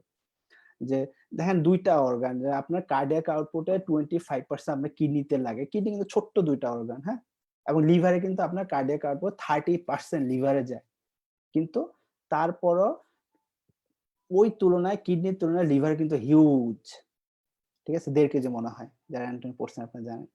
তো দেখেন যে অল্প একটু কিডনির মাসের ভিতরে কিন্তু প্রচুর ব্লাড যাচ্ছে, কিন্তু লিভার অনেক বড় হওয়ার ক্ষেত্রে ওর ভিতরে কিন্তু কম্পারেটিভলি অত ব্লাড যাচ্ছে না। আর কিডনিতে প্রতি ইয়েতে অনেক বেশি ব্লাড দরকার হয়। ঠিক আছে? পরে কোশ্চেনে চলে যায়, which of the following has the lowest clearance value. Question আলোচনা করতে গেলে অনেক টাইম হয়ে যাচ্ছে। ঠিক আছে? আচ্ছা, তো which of the following has the lowest clearance value. আচ্ছা, ক্লিয়ারেন্স ভ্যালুটা মানে কি? এটা আমি কয়েকটা কোশ্চেনের প্যাটার্ন দেখানোর জন্য সিঙ্গেল বেসড এই কোশ্চেনগুলো পরীক্ষায় আসছে কোন একসময় এফসিপিএস। যে ক্লিয়ারেন্স ভ্যালু মানে পোরশন অফ প্লাজমা, যেখানে একটা সাবস্টেন্স থাকে যেটা ফিল্টার, সেই সাবস্টেন্সে কতটুকু আপনার ফিল্টার এক্সক্রিটেড আউট হয়। যখন দেখেন গ্লুকোজ এমন একটা জিনিস যেটা হলো আপনার 100% আপনার পিসিটি তে রিঅ্যাকশন হয়। সো আপনার কোনো কিছু এক্সক্রিট হয় না, ইউরিন থেকে কোনো গ্লুকোজ বের হয় না। সো তার ক্লিয়ারেন্স ভ্যালু সবচাইতে কম, সেটা হলো অ্যান্সারটা হলো গ্লুকোজ। ওকে, চলে যাই এবার হুইচ অফ দ্য, এবার হলো ডায়োটিক্স। ডায়োটিক্স এমন একটা জিনিস, ডায়োটিক্স নিয়ে আলোচনা না করলেই না। যে ডায়োটিক্স এর ব্যাপারটা হলো যে আপনাকে কয়েকটা জিনিস মনে রাখতে হবে। আপনি যদি মনে করেন যে আমি অত কিছু বেশি পড়তে পারবো না, আপনাকে শুধু ডায়োটিক্স, কোন ডায়োটিক্সটা কোথায় কাজ করে, কোন ডায়োটিক্সের মেকানিজম অ্যাকশনটা কি, কোন ডায়োটিক্সের অ্যাডভার্স ইফেক্টটা কি। তো আমার মনে হয় যে আপনি যদি ডায়োটিক্সের মেকানিজম অ্যাকশনটা জানেন, আপনি কিন্তু ডায়োটিক্সের অ্যাডভার্স ইফেক্টটা পেয়ে যাবেন। সাপোজ যে আপনার লুপ ডায়োটিক্স কাজটা হলো, loop diuretics sodium potassium 2 chloride কে ব্লক করে দেয়। কোথায় ব্লক করে? সাইট অফ অ্যাকশন আপনার thick ascending limb of loop of হিনরিজে লুপ ডায়োটিক্স কাজ করে। তো যখন সে সোডিয়াম পটাশিয়াম 2 ক্লোরাইড কে সে ব্লক করে, সে কিন্তু এখানে একটা বড়সড় মেকানিজম আছে, পটাশিয়াম রিভার্ট করে সেল থেকে আবার লুমেন আসে, তার জন্য আপনার পজিটিভ বিকর্ষণ হয়, ক্যালসিয়াম ম্যাগনেসিয়াম আপনার প্যারাসেলুলার স্পেস দিয়ে চলে যায়। কিন্তু যখন লুপ ডায়োটিক্স ওখানে কাজ করে, সোডিয়াম পটাশিয়াম 2 ক্লোরাইড কে ব্লক করে দেয়, আপনার লুমেনে পটাশিয়ামের কনসেন্ট্রেশন বাড়ে না। সো আপনার ক্যালসিয়াম ম্যাগনেসিয়াম দুইটাই বের হয়ে যায়। আপনার থায়াজাইড ডায়োটিক্স কিন্তু আপনার ক্যালসিয়াম রিঅ্যাবজর্পশন বাড়ায় দেয়। সোডিয়াম ক্লোরাইড চ্যানেলটাকে ব্লক করে সে ক্যালসিয়াম চ্যানেলটাকে ওপেন করে দেয় এবং ক্যালসিয়াম রিঅ্যাবসর্পশনটা বাড়ায় দেয়। সো ফ্যামিলিয়াল হাইপার ক্যালসিউরিয়া একটা টার্ম আছে, যেটা হলো আপনার বংশগত কোনো কারণে ইউরিন দিয়ে আপনার ক্যালসিয়ামটা বের হয়ে যায়। সো ওই অসুখটার ক্ষেত্রে আপনার ড্রাগ অফ চয়েস হলো আপনার হ্যাজার্ড ডায়াবেটিক্স। কিন্তু লুপ ডায়েটস ক্ষেত্রে হলো যে ক্যালসিয়াম ম্যাগনেসিয়াম দুইটাই কিন্তু লস হয়ে যায়। তো দেখেন which of the following side effect of the loop is not বলছে not side effect of the loop diuretics। দেখেন আমি কিন্তু বলছি লুপ ডায়েটস একটা অ্যাডভার্স ইফেক্ট হলো ক্যালসিয়াম ম্যাগনেসিয়াম দুইটাই বডিতে কমে যায়। দেখেন হাইপার ম্যাগনেসিমিয়া, তার মানে অ্যান্সার কি? Answer C. ঠিক আছে, ওকে। এবার হলো রেসপিরেটরি সিস্টেম। রেসপিরেটরি সিস্টেম থেকে আপনাকে 4 থেকে 5টা কোশ্চেন ফেস করতে হবে। তো সব কোশ্চেনের ক্ষেত্রে আপনার রোড ডি ফলো করা লাগবে না আমার মতে। আমার যেহেতু অ্যাডভাইস আমি দিচ্ছি, আমি আমার মতো করে বলার ট্রাই করছি। সব জায়গায় আপনি রোড ডি পড়তে যাবেন না। রোড ডি পড়তে গেলে মাথা পুরো ঘুরে যাবে। আপনার চ্যাপ্টার ওয়াইজ প্রিভিয়াস ইয়ারের রোড ডি থেকে যে কোশ্চেনগুলো যদি এসে থাকে সেই চ্যাপ্টারগুলো পড়তে হবে। তবে যেখানে রোড ডি পড়তে হবে সেটা আমি বলে দেবো, যেমন রেসপিরেটরি সিস্টেম আপনাকে রোড ডি ফলো করতেই হবে। এখান থেকে 4 থেকে 5টা কোশ্চেন আসে। প্রথমে যদি শুরু করেন biologically active substance metabolism by the kidney, তারপরে লাং কমপ্লায়েন্স কি, তারপরে কে কমপ্লায়েন্স বাড়ায়, এটা ডিটেইলস আর কি। Haemodynamic changes during respiration, JVP, blood pressure, heart rate, heart sound, ওগুলো।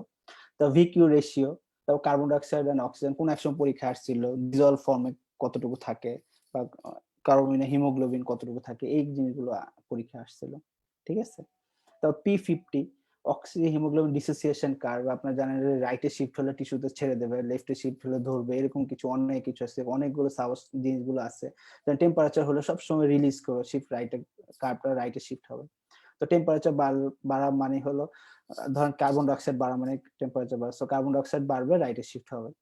তারপরে কার্বন ডাইঅক্সাইড বাড়া মানে হলো অ্যাসিডিক এনভায়রনমেন্ট, তার মানে পিএইচ কমলো, রাইটে শিফট হলো, তার মানে হাইড্রোজেন আয়ন বাড়লো, রাইটে শিফট হলো। এই ব্যাপারগুলো একটু মনে রাখবে। 2,3 ডিপিজি ওটা কি করবে, হিমোগ্লোবিনের যে চেইন গুলো আছে প্রত্যেকটা হিমোগ্লোবিনের মধ্যে 4টা করে অক্সিজেন মলিকিউল ঢুকানো থাকে। তো কি করে ওরা কি করে, এই হিমোগ্লোবিনের যে চেইন গুলো আছে সেই চেইন গুলোর ভিতরে আপনার ক্রস লিঙ্কেজ ঘটায়, এবং এই গ্লোবিন চেনের কথা বলছে, গ্লোবিন চেনের ভিতরে ক্রস লিঙ্কেজ ঘটায় এবং গ্লোবিন চেনের ভিতরে যে অক্সিজেন মলিকিউল গুলো ছিল সেগুলো সেখান থেকে রিলিজ করে দেয় 2,3 ডিপিজি।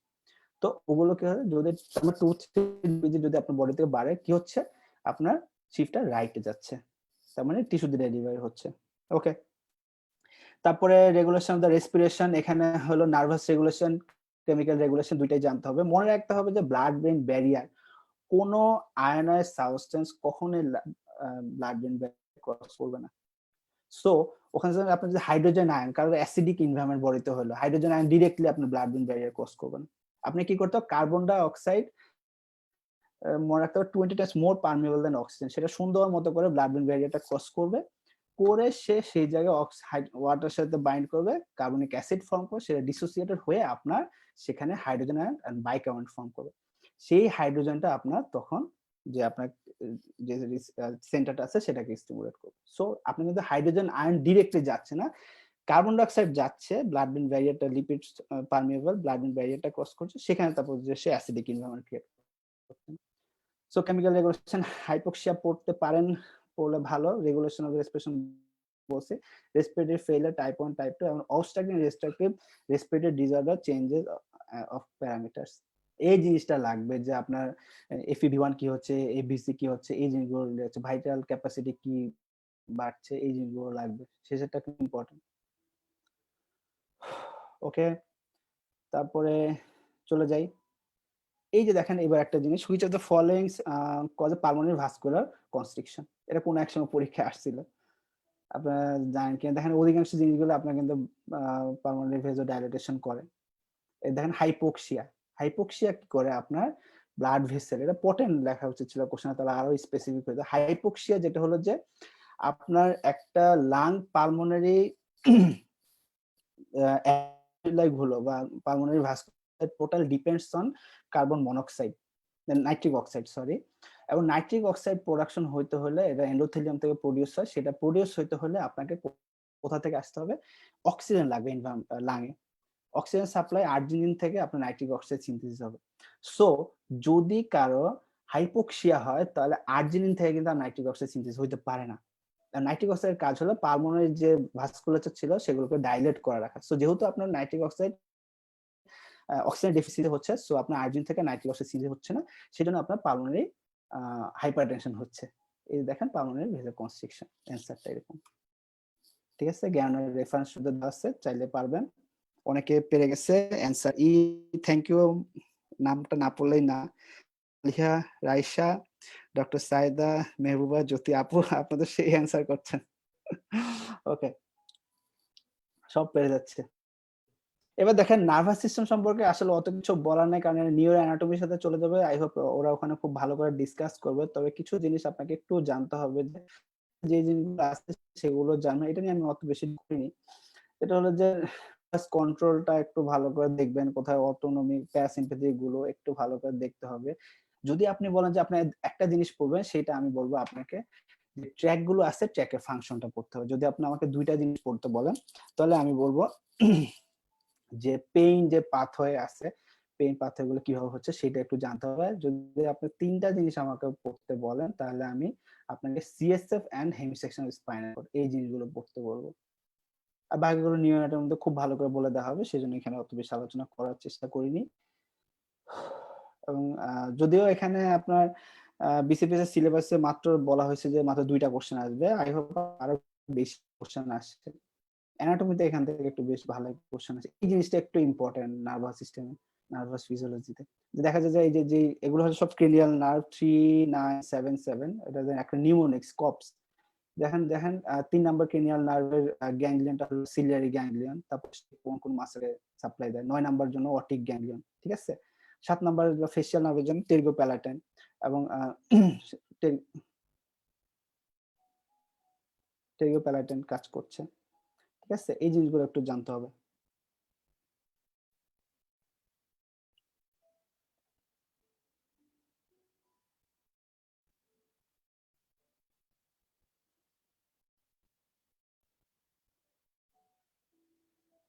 ওকে, এবার হলো ব্লাড ফিজিওলজি। ব্লাড ফিজিওলজি থেকে অনেকগুলো কোশ্চেন আসছে, আপনার বিসিপিএস এর সিলেবাসে দেওয়া আছে 7 আর 8। তবে ব্লাড ফিজিওলজি একা ব্লাড ফিজিওলজি বলাটা ঠিক হবে না, ব্লাডের সাথে কিন্তু আপনার হেমাটোলজি চলে যায়। সো দুইটা মিলে আপনার পেপার 2 এবং পেপার 3 এর মোটামুটি 7-8টা কোশ্চেন আপনাকে ফেস করতে হবে, ঠিক আছে।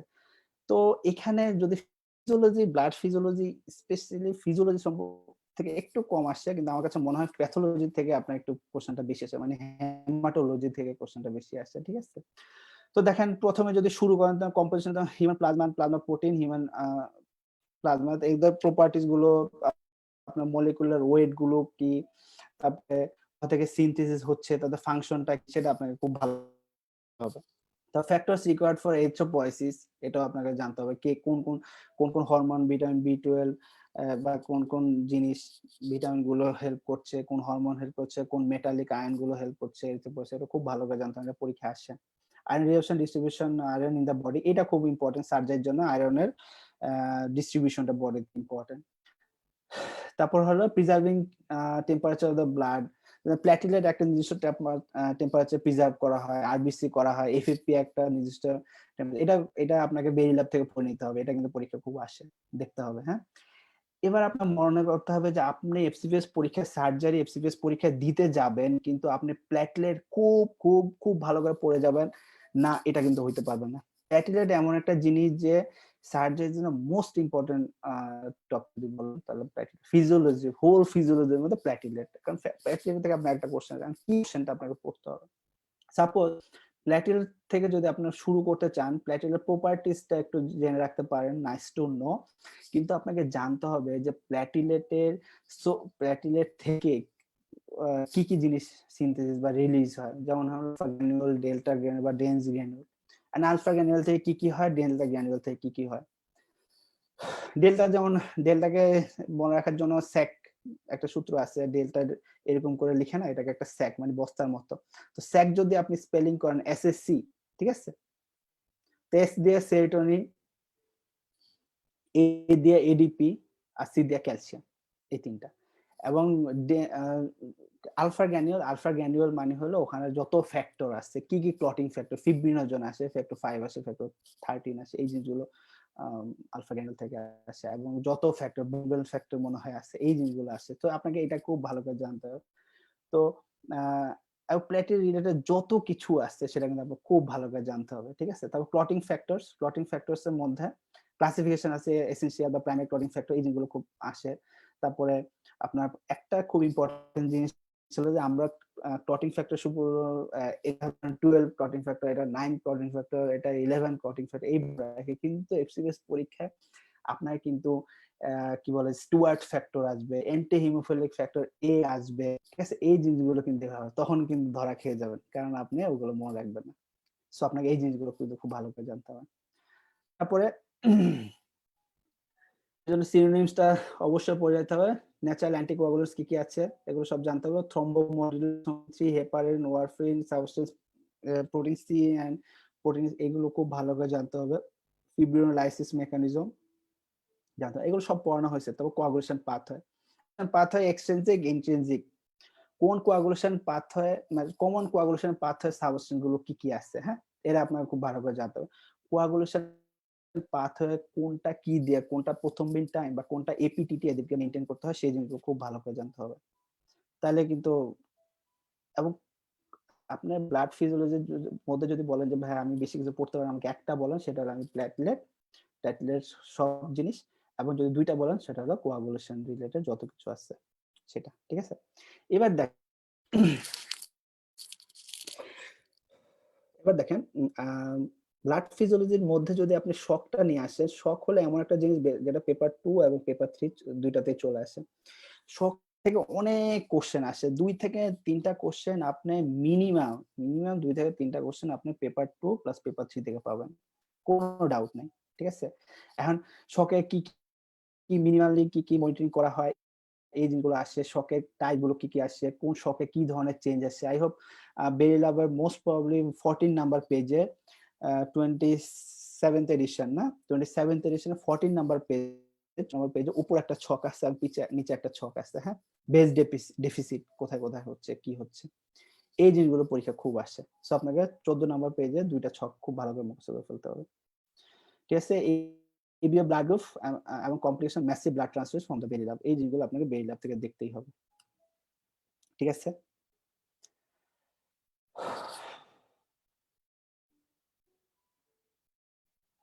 যাই হোক, এটা তো আলোচনা করে ফেলছি, আই হোপ এটা সবাই পারছেন।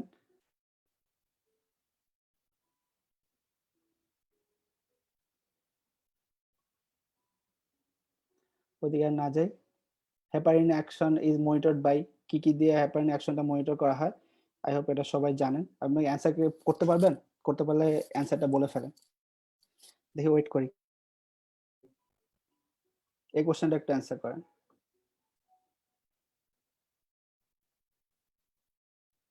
ওদের লাইভ সেকশনটা অনেক বড় হবে, এখন অনেক কিছু বাকি আছে। একজন মনে হয় ব্লিডিং টাইম বলছে, ভাইয়া ব্লিডিং টাইম হয়নি, এটা দিয়ে মনিটর করা হয় না। এই যে আপু মাহবুবা যদি আপু ধরা খেয়ে গেছে, হয়নি, এখানে প্রথম মিনিট টাইম বলছে। যাই হোক, আমরা একটু দেখি, অ্যান্সারটা হলো সি, গ্যারনার রেফারেন্সটা দেওয়া আছে, হ্যাঁ, গ্যারনার রেফারেন্সটা দেখে ফেলবেন। এবার দেখেন এই জিনিসটা আপনাকে একটু মনে রাখতে হবে, প্রথম এটা চাইলে আপনারা মোবাইলে ঝটপট ছবি তুলে পারেন বা স্ক্রিনশট রেখে রাখতে, এটা হলো এটা একসাথে কোথাও আপনার পাবেন না, এটা আমি ইএমআরসিএস বই থেকে কালেক্ট করছি। যদি চান এটা তুলে ফেলতে পারেন স্ক্রিনশট। প্রথম মিন টাইম, কি কি জিনিস প্রথম মিন টাইম রেগুলেট করা মনিটর করা হয় ওটা দিয়ে, আর এপিডিটি দিয়ে কি কি মনিটর করা হয়, ঠিক আছে?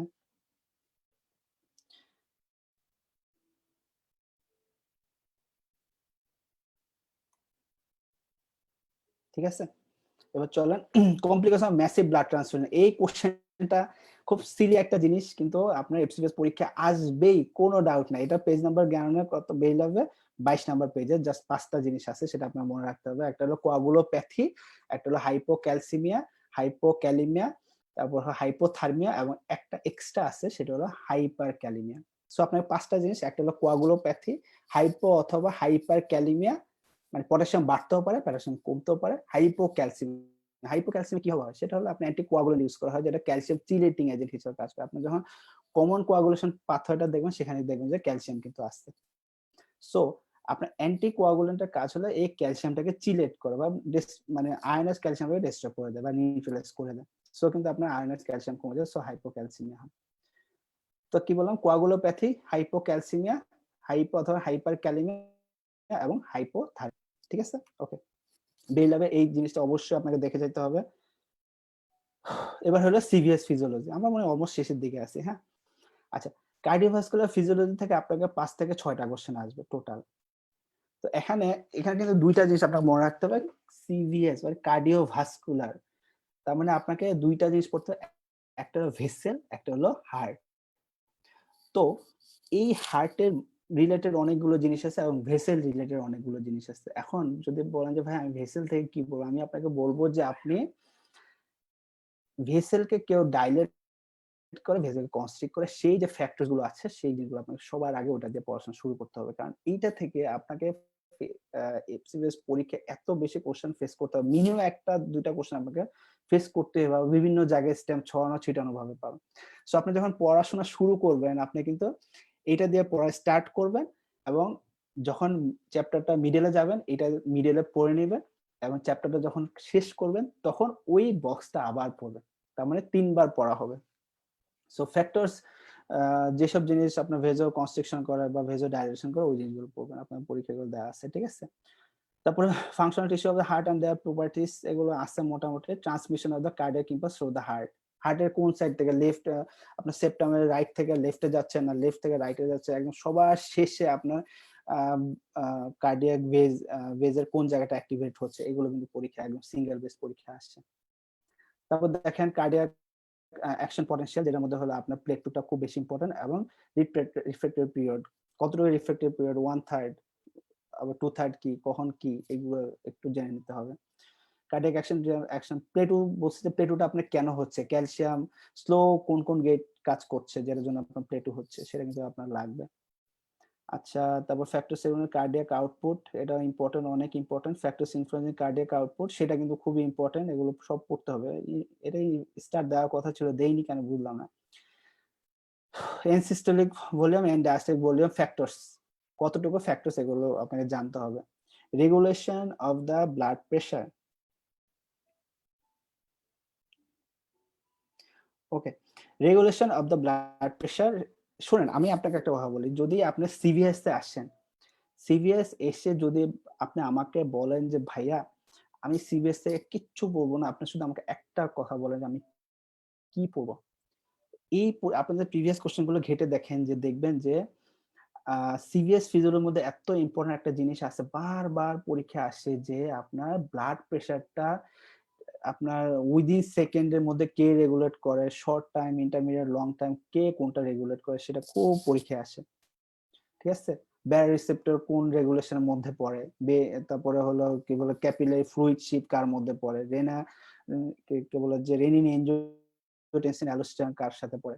তো সাপোজ একটা কোশ্চেন একবার পরীক্ষায় আসছিল বলল যে একটা মনে রাখতে হবে ফিজিওলজিতে কিন্তু আপনার এখানে সিনারিও বেসড কোশ্চেন একটু কম আসে। এগুলো ডিরেক্ট কোশ্চেন আসে।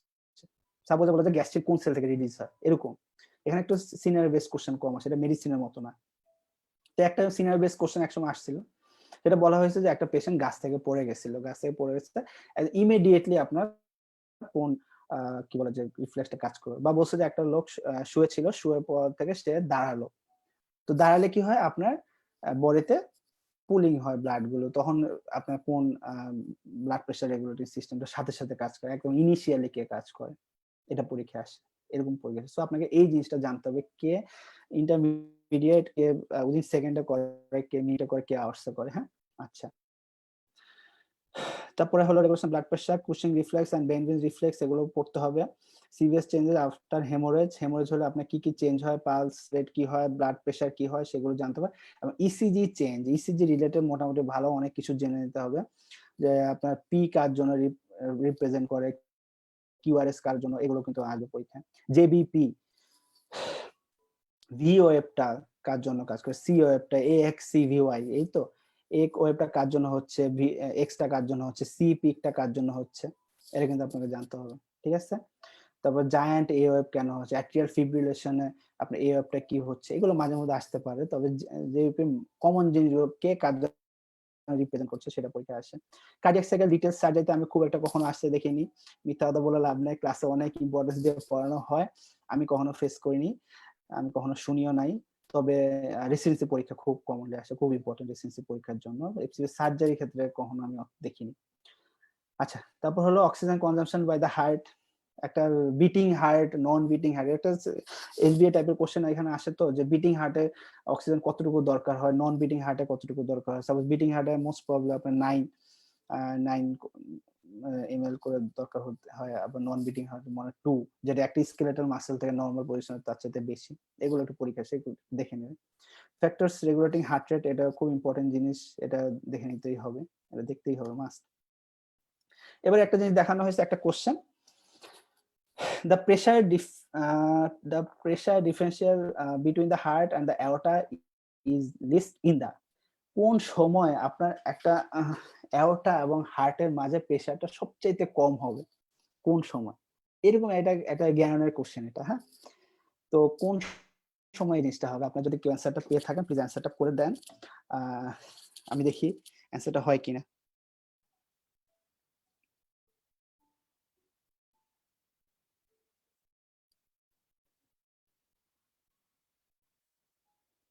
কে একজন অ্যান্সারটা করেন তাহলে আমি একটু বলি, চেষ্টা করি।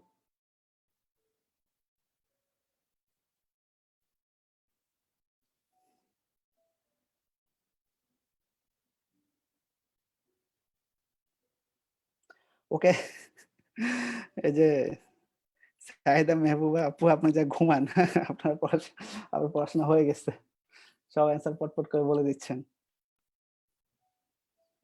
এই যে আরেকটা ভাইয়া বলে দিচ্ছে, ওসমান গনি ভাইয়া।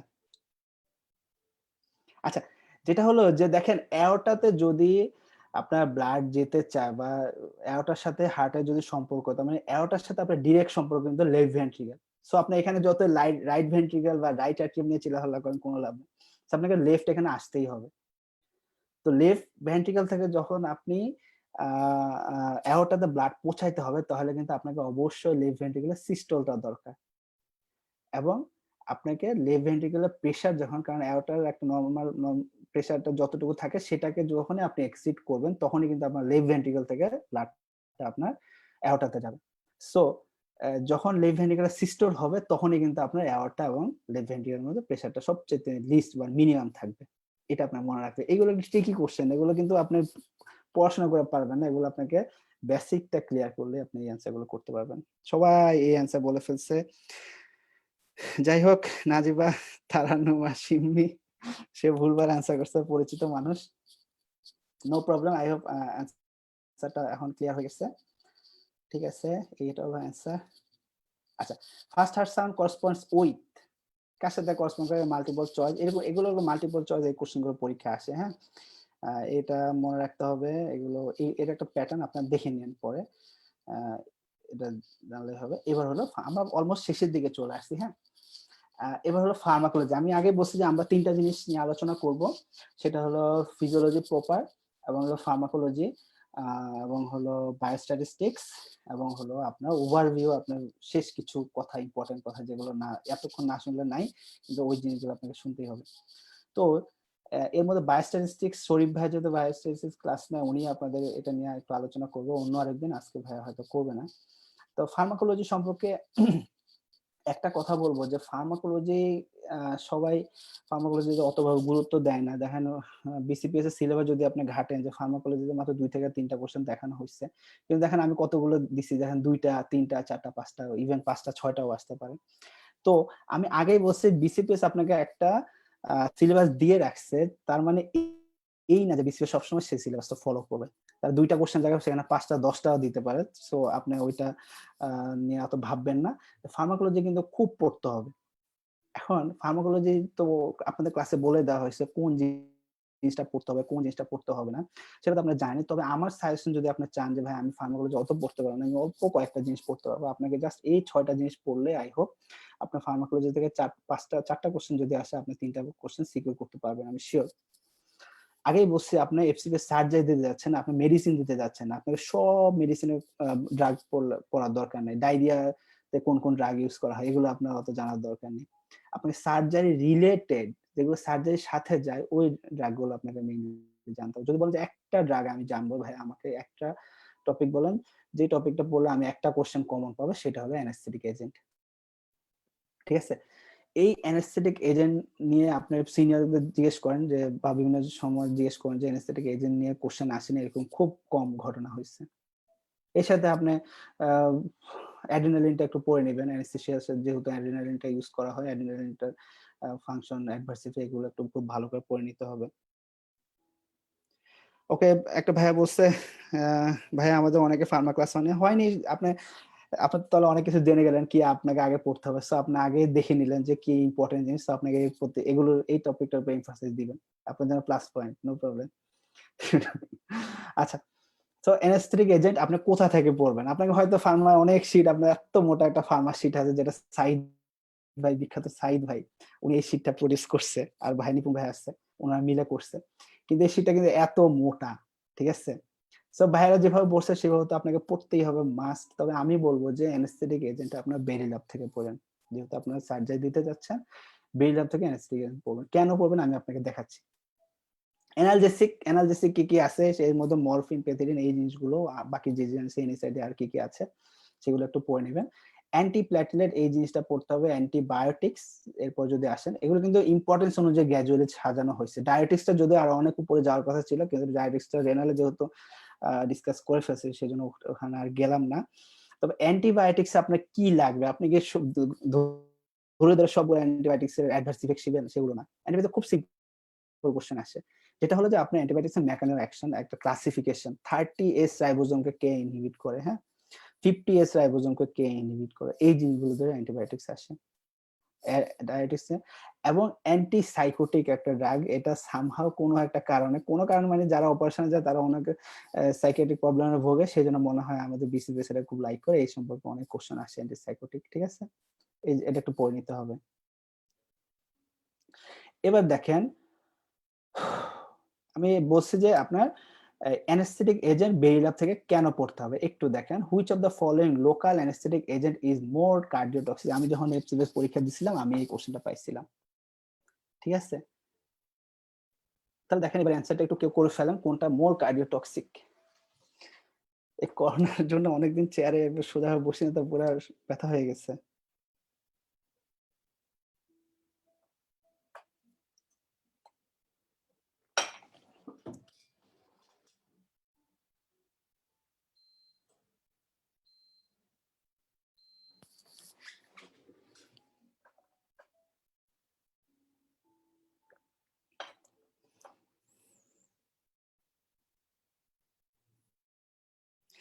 একটা সিমি আবার বলছে অ্যাসিড বেজ আপনি নিবেন না আশায় ছিলাম। ওকে, ওকে, অনেকে জ্যোতি আপুকে বলছি আর থাকবে না, আপনি চলে যান, আপনি কেন এখানে এখনো আছেন বুঝলাম না। শুভ ভাইয়া ভুল বলছেন, জ্যোতি আপু এখনো কারেক্ট সব সময়ের মতো। ওসমান গনি ভাই আপনিও ভুল। এ এ এ এ এ না, অ্যান্সার এ না। Which of the following local anaesthetic agent is more cardiotoxic? চলেন আমরা একটু অ্যান্সারটা দেখি। এই যে এটা একটা ভেরিলাভের বক্স, দেখেন ভেরিলাভের বক্সে 18.3 27th এডিশনে দেখেন এখানে, এই যে দেখেন এখানে সুন্দর করে লেখা আছে more cardiotoxic. The common local, the common local anaesthetic agent এগুলো দেখেন মোর কার্ডিওটক্সিক বুপিভেকেন। বুঝা গেল? তার মানে আপনার অ্যান্সারটা হলো বি। এটা কিন্তু এফসিএস পরীক্ষা একদম ডিরেক্ট এফসিএস পরীক্ষার কোশ্চেন। ঠিক আছে? সো আপনি অ্যানেস্থেটিক এজেন্টটা ট্রাই করবেন অবশ্যই বেরি ল্যাবটা পড়ে ফেলার জন্য। মাস্ট, আপনি অন্য কোথা থেকে পড়েন না পড়েন সেটা আমি বলব না। আপনি অবশ্যই বেরি ল্যাব থেকে পড়ে ফেলবেন। ঠিক আছে? I hope. এবার একটু দেখেন which of the following antiplatelet একটু একটু দেখি।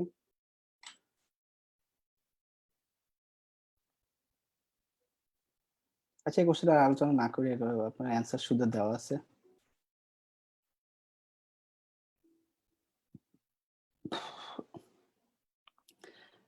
যাই হোক এই কোশ্চেন অ্যান্সারটা ডি।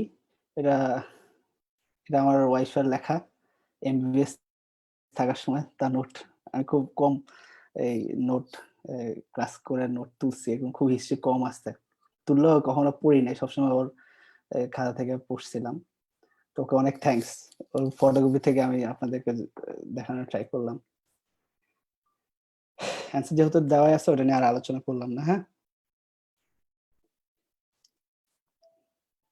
ওকে, এবার আমরা স্টাডি প্যাটার্ন দেখব। আমাদের মোটামুটি ডিসকাশন অলমোস্ট শেষের দিকে। আমরা একটু স্টাডি প্যাটার্নটা দেখব যে আমাদের কিভাবে পড়তে হবে। ঠিক আছে? আমাদেরকে পড়তে হবে। দেখেন, আপনাকে আমি ১ম এই বলছি যে আপনি এফসিপিএস সার্জারি দিতে যাচ্ছেন, আপনি এফসিপিএস মেডিসিন দিতে যাচ্ছেন না। তো সার্জারি পেডিয়াট্রিক্স ওভারল্যাপ করে, আমি জানি যে হ্যাঁ, অলমোস্ট ওভারল্যাপ করে, কিন্তু সো আপনাকে সবসময় সার্জারি যেহেতু দিতে যাচ্ছেন, আপনাকে সবসময় মাথা স্ট্রাইক করতে হবে, I am going to surgeon. So আপনার সার্জারির সাথে কোরিলেট করে সেই টপিকগুলো পড়তে হবে। আগেই বলছি। আননেসেসারি জিনিস পড়ে আপনার মাথাটা নষ্ট করবেন না। সো কি বলছি, এভয়েড আননেসেসারি থিংস। আপনি ওগুলো সব এভয়েড করুন। বেশি পড়া যাবে না। স্পেসিফিক পড়তে হবে, বাট খুব ডেপথে পড়তে হবে। তারপর কি বলছে, to the point, in depth, first thing comes first. একটা ইম্পর্টেন্ট জিনিস আপনাকে কিন্তু আমি ধরেন এই যে সাপোজ আগের কথা, আগের জিনিসগুলো ফার্মাকোলজি সম্পর্কে যখন আলোচনা করছিলাম, আমি কিন্তু আপনাকে বলতে পারতাম এটা পড়েন ওটা পড়েন, কিন্তু আমি ওগুলো নিয়ে আলোচনা করিনি, কারণ ওগুলো অত বেশি পরীক্ষা আসে না। পড়ার জন্য তো, শেখার জন্য তো আপনি পড়বেনই, কিন্তু আমি কিন্তু বসছি আপনাকে ইম্পর্টেন্ট জিনিস যেগুলো পড়লে আপনি পাস করবেন, যেটা পাস করার জন্য আপনার দরকার, আমি সেটা নিয়ে আলোচনা করতে আসছি। সো আপনাকে টু দা পয়েন্টটা পড়তে হবে, বাট ইন ডেপথে পড়তে হবে। সবচেয়ে বেশি ইম্পর্টেন্ট যে জিনিসগুলো সেটা আপনাকে জানতে হবে।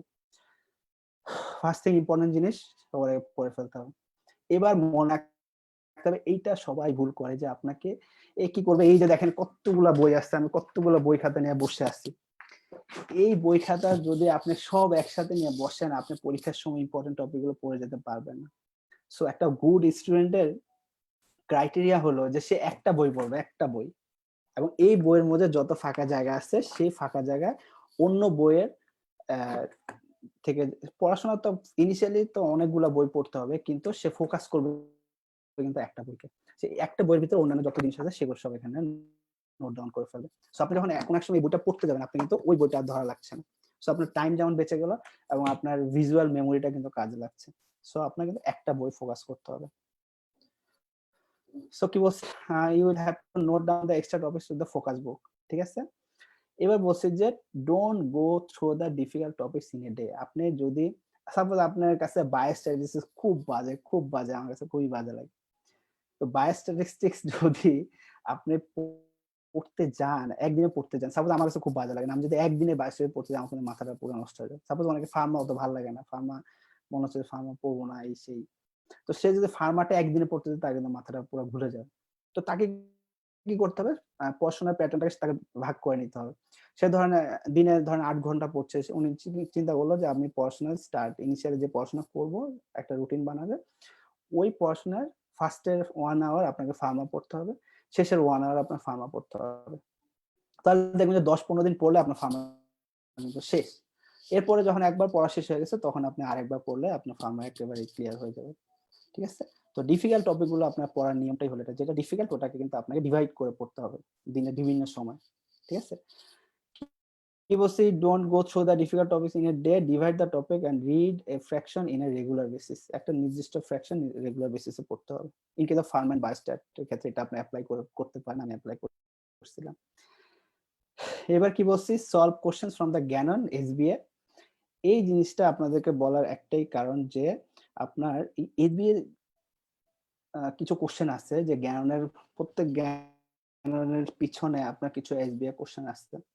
এখন ওই এসবিআই কোশ্চেন আমার অনেকে ক্লাস করছিলেন, আমি লাস্ট মক টেস্টে চেষ্টা করছিলাম, লাস্ট এফসিএস পরীক্ষা হয়েছিল তখন ক্লাস নিছিলাম, তখন সলভ ক্লাসে চেষ্টা করছিলাম যে এসবিআই সম্পর্কে একটু আইডিয়া দেওয়ার জন্য, এবং অনেকে বলছিলাম যে জ্ঞানের পেজ থেকে, জ্ঞানের বই থেকে চ্যাপ্টার পরে কিছু এসবিআই দেওয়া থেকে অবশ্যই ফলো। তো অনেক সময় লাইব্রেরিতে গেছি, দেখা গেছে এফসিএস পরীক্ষার পরে লাইব্রেরিতে অনেক স্টুডেন্টের সাথে দেখা হয়েছে, ওরা বলছে যে ভাইয়া আমরা এফসিএস আপনি বলছিলেন এখান থেকে অনেক কোশ্চেন একদম ডিরেক্টলি কমন পাইছিলাম।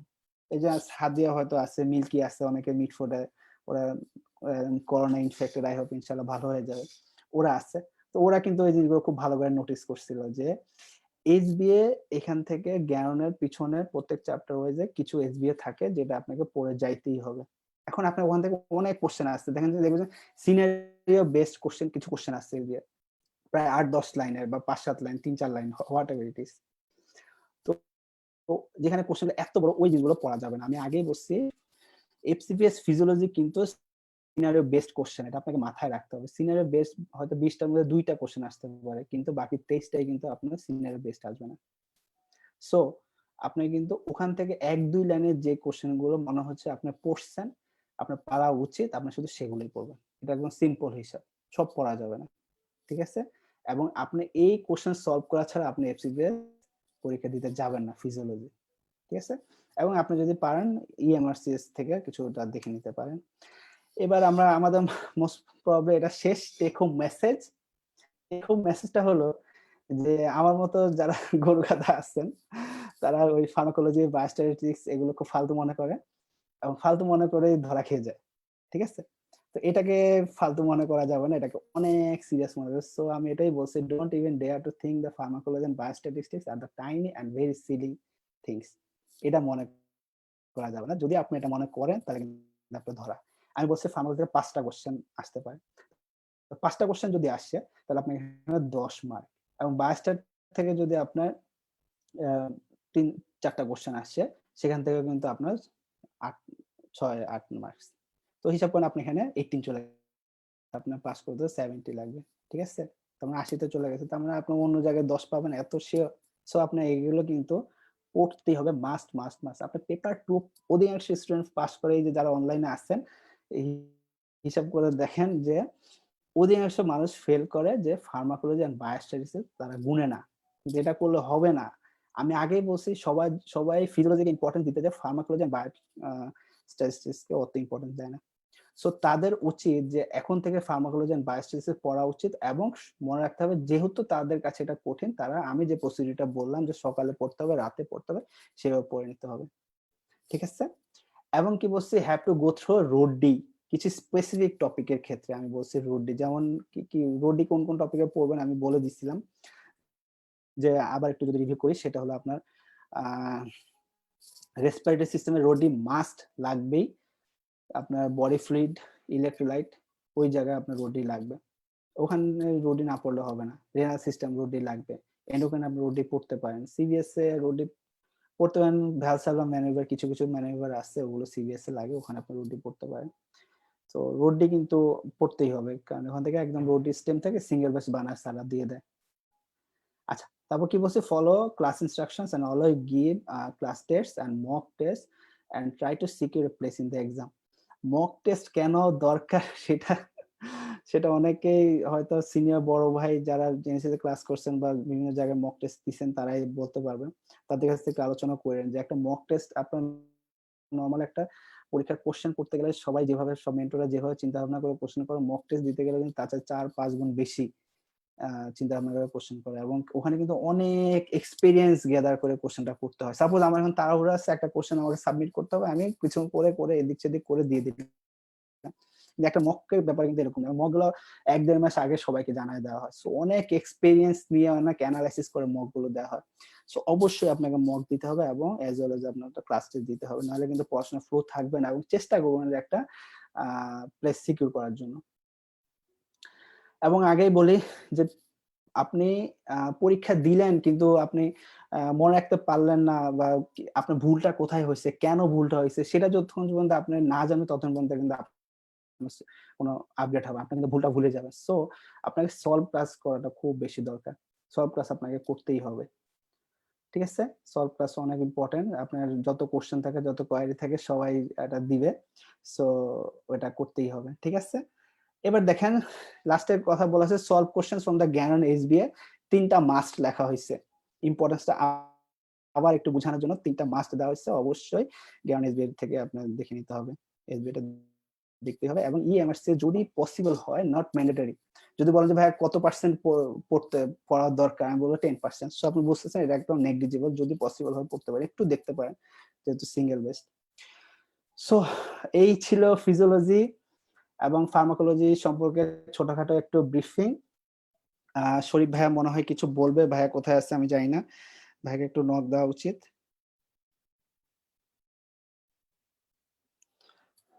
দেখি আর কি আছে। এবার একটা কথা, এবার 2-4টা কথা একটু বলবো। দেখেন পরের পেপারের সাথে ভাইয়া বলছে বায়োস্ট্যাট আজকে বলবে না আর কি, পরের পেপারের সাথে বায়োস্ট্যাটটা নিয়ে আলোচনা করবে। এবারে এই কোডটা একটু দেখেন, you will never change your life until you change from something you do daily, the secret of your success is found in your daily routine. তো আপনি তখনই একটা সাকসেসে যাবেন যখন আপনার লাইফের রুটিনে একটা চেঞ্জ আনবেন। সাপোজ আমি সারাদিন ঘুমাই, এখানে ঘুমাই, এবং ঘুমায় আমি চিন্তা করতেছি আমি এফসিডিএস পার্ট 1 পাস করে দেবো, যেটা হাইলি একটা ডিফিকাল্ট এক্সাম, কোশ্চেন প্যাটার্ন সবকিছু ওভার খুবই ডিফিকাল্ট ছিল। তো আমি যে সারাদিন ঘুমায় থাকি তাহলে আমার পাস হবে? সব পাস হবে না। যদি আমি রুটিনটা ব্রেক করে ঘুমটা বাদ দিয়ে আমি এই টেবিলে এসে বসে পড়াশোনা করি, তার মানে আমার লাইফে একটা চেঞ্জ আনতে পারলাম। সো আপনি তখনই কিছু এক্সপেক্ট করতে পারেন যে আপনি কিছু পাবেন তখনই যখন আপনার ডেইলি রুটিন একটা চেঞ্জ আনবেন। ঠিক আছে? সো রুটিন চেঞ্জ করতে হবে পড়াশোনা করতে হলে। অনেকে ডিপ্রেশন আছেন, করোনার ভয়ে আছেন, করোনার ভয়ে সবাই আছে। তো করোনার ভয়টা বলে তো আসলে লাভ নাই, কে বাঁচবে কে মরবে শুধু আল্লাহ তাআলা জানে। সো ওইটা বলে তো লাভ নেই, এখন পড়াশোনা শুরু করতে হবে, অনেকদিন হয়ে গেল, রুটিনের মতো যাবে। দেখবেন যে করোনা সবই শেষ হয়ে যাবে, অনেকে মারাও যাবে, অনেকে বেঁচেও যাবে, অনেক সার্ভাইভ করবে, কিন্তু দিন শেষে কিন্তু আপনার পড়াশোনা না করে সারাদিন বসে বসে ফেসবুকিং করছেন আমার মতো, টাইম ওয়েস্ট ছাড়া আর কিছুই না। সো আপনাকে পড়াশোনা করতে হবে, দিন শেষে কিন্তু পড়াশোনাটা সবচেয়ে বেশি দরকার। ঠিক আছে? ওকে, শেষে এটা হলো আমার কথা যে আই এম পসিবল। আপনি যদি চান আপনাকে দিয়ে সবকিছুই পসিবল হবে। ঠিক আছে? সো আপনি যদি মনে করেন যে আমি পসিবল না তাহলে কিন্তু হবে না, যদি মনে করেন যে পসিবল তাহলে পসিবল হবে। ওকে, এটাই ছিল ফিজিওলজি সম্পর্কে আজকে জেনেসিসের পক্ষ থেকে আলোচনা। ভাইয়া বলে দিছে আপনাদেরকে। আচ্ছা, কেমন হয়েছে কমেন্টে জানাতে বলবে। আপনাদের অবশ্যই জানাবেন যে কেমন হয়েছে সেশনটা। আমি চেষ্টা করছি আমার পার্সোনাল এক্সপেরিয়েন্স থেকে আপনাদেরকে বেস্টটা দেওয়ার। হয়তো অনেক কিছু আরো বলা যাইতো, কিন্তু আসলে এত টাইম নিয়ে বলাটা একটু ডিফিকাল্ট। তারপর যদি কোনো ইনকোয়ারি থাকে অবশ্যই আমাকে নক দিবেন। আমি চেষ্টা করব আপনাদের কনফিউশন গুলো শেষ করে দেওয়ার জন্য, সলভ করে দেওয়ার জন্য। আপনার কেমন হয়েছে সেরকম জানান, সেটা অবশ্যই কমেন্ট সেকশনে জানাই দিবেন। আর কি বলছে, সবাইকে ধন্যবাদ দিও। আপনাদেরকে অনেক থ্যাঙ্কস আমার বকবকানি এত কষ্ট করে শোনার জন্য। সো আপনার যদি কোনো ইনকোয়ারি থাকে আপনারা কমেন্ট সেকশনে করতে পারেন। আমি একটু চেষ্টা করছি যে আপনাদের কোনো ইনকোয়ারি থাকলে সেটা করে দেওয়ার জন্য।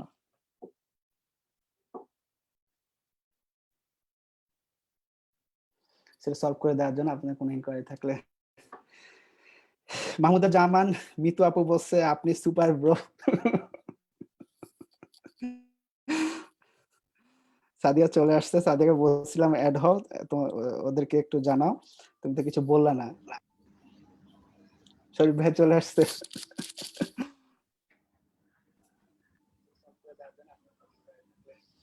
বলছে যে বাট আপনার কোনো ক্লাস পাইনি, মাহমুদা জামান মিতু আপু বলছে। সব আপনার যারা ক্লাস করছে সবাই কিন্তু আমাদের টিচার, হ্যাঁ। সো আপনি আমার টিচারের ক্লাস পেয়েছেন, সো আপনি অনেক আই হোপ আরো বেশি ভালো জানতে পারছেন, শিখতে পারছেন। তারা অনেক বেশি এক্সপিরিয়েন্সড, তারা আপনাকে বেস্টটাই দেওয়ার ট্রাই করছে। সো এটা নিয়ে কনফিউশনের কোনো কারণ নেই। ওনারা আমিও তাদের চাইতে কখনো ভালো দিতে পারতাম না। অনেক এক্সপিরিয়েন্স নিয়ে আপনার ক্লাস নিচ্ছে, সো আপনি চিন্তা করেন। তবে স্পেসিফিক অনেকে অনেক চিন্তা ভাবনা থাকে, এক একজনের পড়াশোনার প্যাটার্ন এক এক রকম থাকে। আপনার কোনো কিছু ইনকোয়ারি থাকলে অবশ্যই যোগাযোগ করবেন, তারা আমাদেরকে জানাই দেবে। তো আমি আপনার প্রবলেম সলভ করার ট্রাই করব, কোনো প্রবলেম নাই। আচ্ছা, তারপর কি বলছে নাজিবা সিমি বলছে ক্লাস জোসেসে অ্যাজ ইউজুয়াল পড়া পারে নাই। খুব ভালো মেয়ে, অনেক দূর থেকে এসে ক্লাস করে, সেই কোথা থেকে গাজীপুর থেকে এসে ক্লাস করে। আচ্ছা, পুরা লাইভ মিস করছি, কই পাবো এগেইন লাইভে জানান। বৃষ্টি মজুমদার আপু বলছে, যেটা হলো শরীফ ভাই জানাইতে পারবে। লাইভ এখানেই থাকবে, ভিডিও থাকবে, সেভ করা থাকবে, যে কোনো সময় ওরা দেখতে আচ্ছা, পারবে।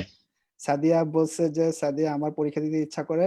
সাদিয়া করোনা থেকে খুব শীঘ্রই সুস্থ হবে আশা করি। বাংলাদেশ করোনা মুক্ত হবে, আমরা সবাই একসাথে ওকে নিয়ে আমরা পুরান ঢাকায় বিরিয়ানি খেতে যাবো। আই হোপ সাদিয়া রান্না করে খাওয়াবে, কি বলেন ভাইয়া? হ্যাঁ হ্যাঁ, অবশ্যই। আচ্ছা আচ্ছা, কারো কি কোনো কোয়ারি আসছে? মাশাআল্লাহ, excellent, thank you Nasir Uddin ভাইয়া, কামরুল সবাই ইসলাম, নাইস। সবাইকে বলো যে সবাই নিজের ওয়ালেটে শেয়ার দিয়ে রাখতে পারবে, তাহলে ওরা ওকে, যে কোনো সময় দেখতে যেটা পাবে। হলো যে আমি আপনাকে একটা কথা বলি যে ফিজিওলজি এমন একটা জিনিস যেখানে আবার বলছি যে সবাই এটাতে খারাপ করে। তো আমি বলতে চাই যে ফিজিওলজি যদি আপনি এই সাজেশনটা ফলো করেন, এই জিনিসগুলো আপনি চেষ্টা করেন, এই জিনিসগুলো পড়ে যান, যা পরীক্ষার আগে আপনি সাপোজ আপনি পরীক্ষার আগে শুধু এই জিনিসগুলো আমি যেগুলো এমফাসিস দিলাম শুধু এগুলো ফলো করেন এবং ডেপথ নিয়ে বুঝে পড়াশোনা করেন, আপনার ফেল কেউ ঠেকাতে পারবে না, এটা আমি আপনাকে বাজি ধরে বলতে পারি। ঠিক আছে? সো আপনার ওয়ারিড হওয়ার কোনো কারণে আপনি এটা চাইলে শেয়ার করে আপনার ফেসবুক সেভ করে রাখতে পারেন বা হোয়াট এভার আপনি যেটা প্রেফার করেন। আমি বলবো যে ফিজিওলজি নিয়ে ওয়ারিড হওয়ার একেবারে কিছু নাই। ফিজিওলজি ডিফিকাল্ট টপিক, এটা আমি অ্যাডমিট করি। তবে বুঝে পড়লে ফিজিওলজি এভরিথিং ইজ পসিবল, এটা মাথায় রাখতে হবে। Okay, Noor Iqbal, tell about paper 1 anatomy সম্পর্কে তো আরো বড় বড় ভাইয়ারা আছে, ওনারা বলবে। যদি আমাকে বলতে বলা হয় আমি চেষ্টা করব। আচ্ছা, আজহার কি বলছে, আপনার রেনাল সিস্টেম ক্লাসটা সুপার ছিল ভাই, আপনার স্পিচ গুলোর অনেক হেল্পফুল, থ্যাঙ্কস ভাইয়া। ওকে, নো প্রবলেম ভাইয়া, কোনো প্রবলেম হলে অবশ্যই জানাবেন। তার মানে আর বেশি কমেন্ট আসছে না। থ্যাংক ইউ আপু, বৃষ্টি মজুমদার আপু বলছে।